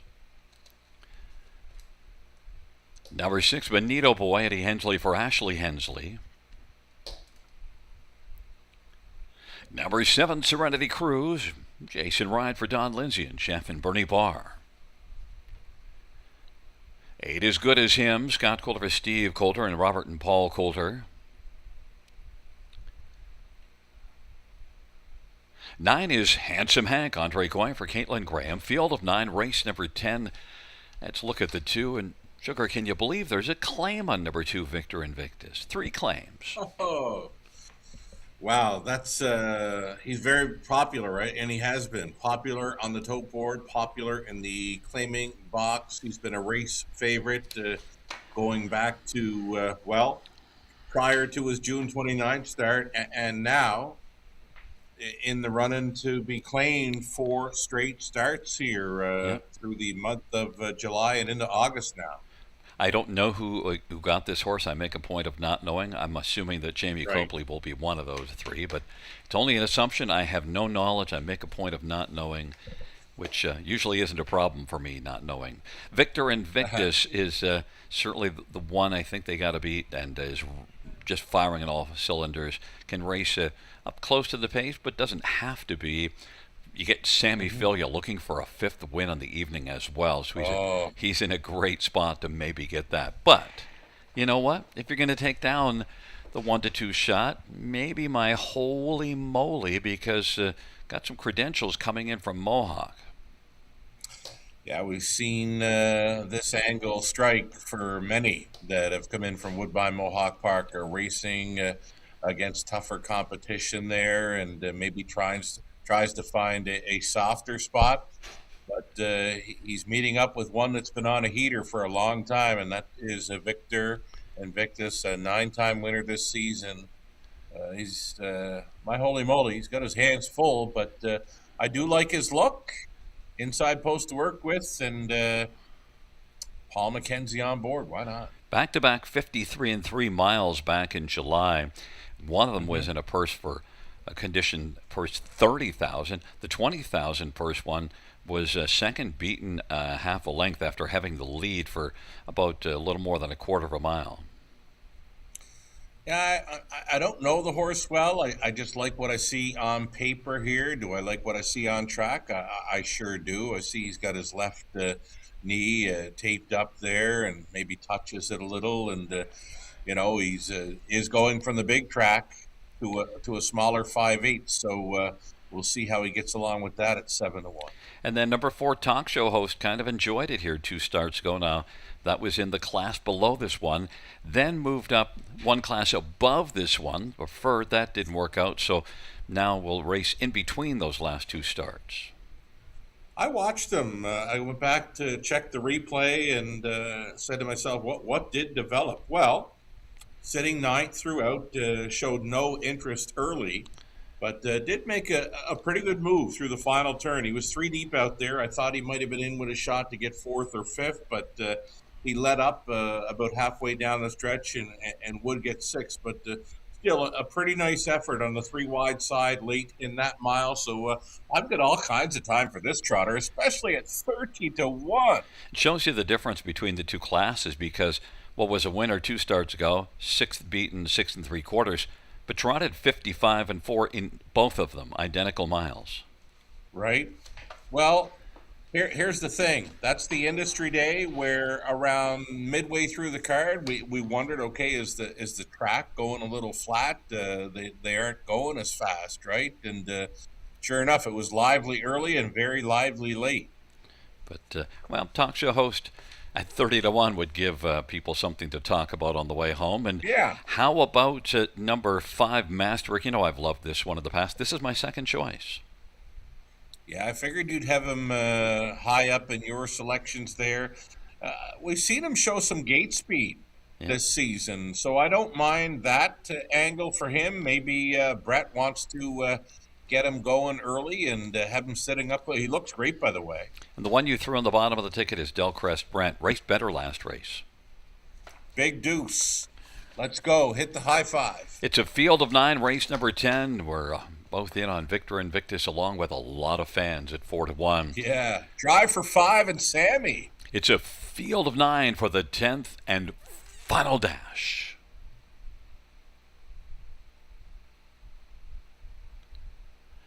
Field for the 10th race. On a marvelous Monday night as we are gathered at the river. Field 4, race number 10. Is at the start of the round. Masterwork is going to work out alertly, and also getting out well is a talk show host, and down to the inside is My Holy Moly. Victor Invictus is forwardly placed, but right now it's My Holy Moly. Talk show host Victor Invictus and Masterwork. 5th is Handsome Hank, and 6th is Delcrest Bram. Then Serenity Cruz and Benito Boy, and good as him. My Holy Moly at 7 to 1's got the lead. Talk show host at 25 to 1 is second. Victor Invictus already popped out from third now and is going to move up quickly and try to challenge and take the lead from My Holy Moly. It's Paul McKenzie and My Holy Moly. 27 seconds, the opening quarter. Talk show host is racing position second. Victor Invictus thought better of it and is back down on the inside for a moment, but not long, as back out and driving now, Sammy Fillion and Victor Invictus said, I'm going to come first up. Let's go. And then on the outside, it is Masterwork following Victor Invictus, and on the inside, racing 5th is Handsome Hank. And then it is back to Serenity Cruz and Delcrest Moran. Then Benito Boy and good as him, My Holy Moly. Racing second, talk show host Victor Invictus. Maybe he has flattened out, and Masterwork is on the outside 3 wide, rolled off the cover of Victor Invictus, who is moseying on up on the outside, but still working to close the gap of about 2 lengths. Up that half of 56 and 2 in the 27 quarter, they race by 3/4. My Holy Moly.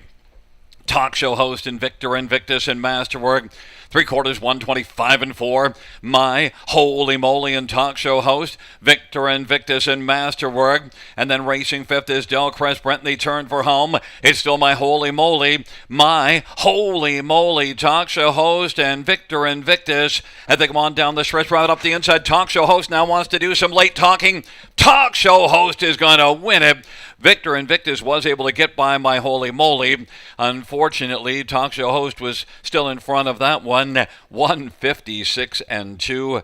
And, well, Victor Invictus doesn't score the win, but nonetheless, we got to see a very good talk show host who had something to say late in the mile.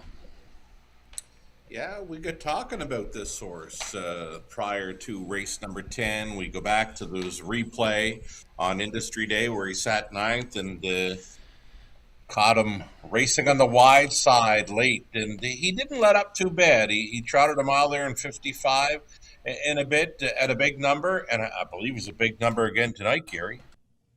Yeah, let's just take a look at talk show host. Oh, 25 to 1. That'll give people something to talk about on the way home. Your third choice, by the way. Yeah, I liked him as a top 3 threat. The win does surprise me, but tripped out, right? Like, I mean, Austin Sorey had him riding the pocket. Victor Invictus was out a long ways in there, and still a game second. What a game horse Victor Invictus is. He raced too good to lose. Yeah, the problem with Victor Invictus, got away third, and that can sometimes be a problem. Yeah. And Sammy was trying to decide, and he stayed in, then he came out and first up, and actually did wear down My Holy Moly. Problem is, that wasn't the winner because it was a talk show host who was able to blast up the inside. Yeah, I think we both know if Victor Invictus could have had the trip the talk show host had, and we'd be talking about a different horse right now headed to the winner's circle. Yeah, I mean, look, no matter how good they are, the race just didn't work out well for him. But Victor Invictus was a very game second. 3 claims in on that one. Masterwork, I love Masterwork, so it gets in there. And Serenity Cruise at 21 to 1 was able to come on and find the spot on the bottom of the ticket. This high five likely sold, but it's going to pay huge. I think And, so. and I like the number of these horses. I mean, Yumpins. And there Bet wasn't the a lot two of for first and second, and then there wasn't a lot of I'm money sorry? in the pick five. I'm not sure if Talk Show Host was paying or not. oh, We'll have to check and see. But Oh, you know what? what? You can study it up Tuesday for Wednesday, and we'll talk to you on Wednesday. well, you can talk to us on Wednesday, and I can tell you there is a ticket sold, 2,400 and change on a 20 center. There you go. There you go. You added that in to end a great night, and we'll talk to you Wednesday. Right on. Back in front of us, number 4, Talk Show Host, 6-year-old Dover Dan Brown gelding, by Mary Landberg, who's also the trainer. Austin Sorry, the winning driver, 3rd win this year. 9th lifetime Talk Show Host at 25 to 1, scores in the 10th dash.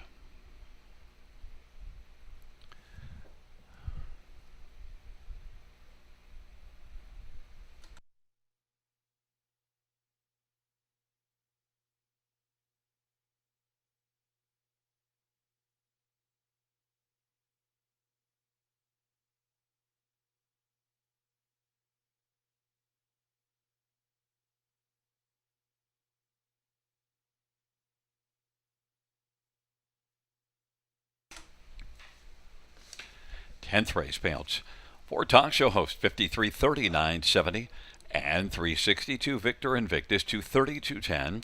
1 My Holy Moly $3. $2 exactor 105.10. Dollar try 137.05. We had a 20-cent high 5 pay $441.45. $2 doubles 104.50. A 20-cent pick 3 of 32.34. The 20-cent pick 4 is 589.45. And we do have a 20-cent pick 5, a 20-cent ticket, 2,463.01. Kaboom!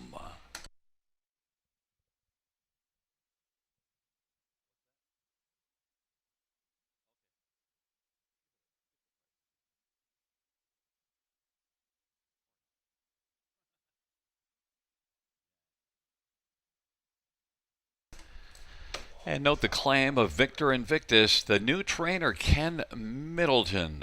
Kenny Middleton, the new trainer of Victor Invictus.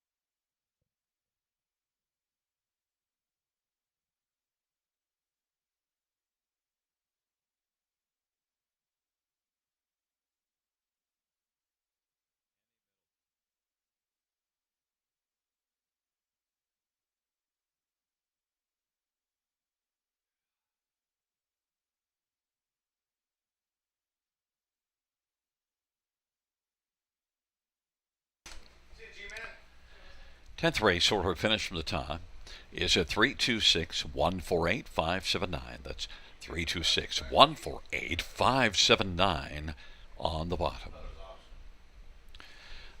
Well, fans, that concludes the live harness racing program for this Monday evening. Action resumes here this Wednesday with the first race of 6:20 p.m. Buenas noches, amigos. Good night, everybody.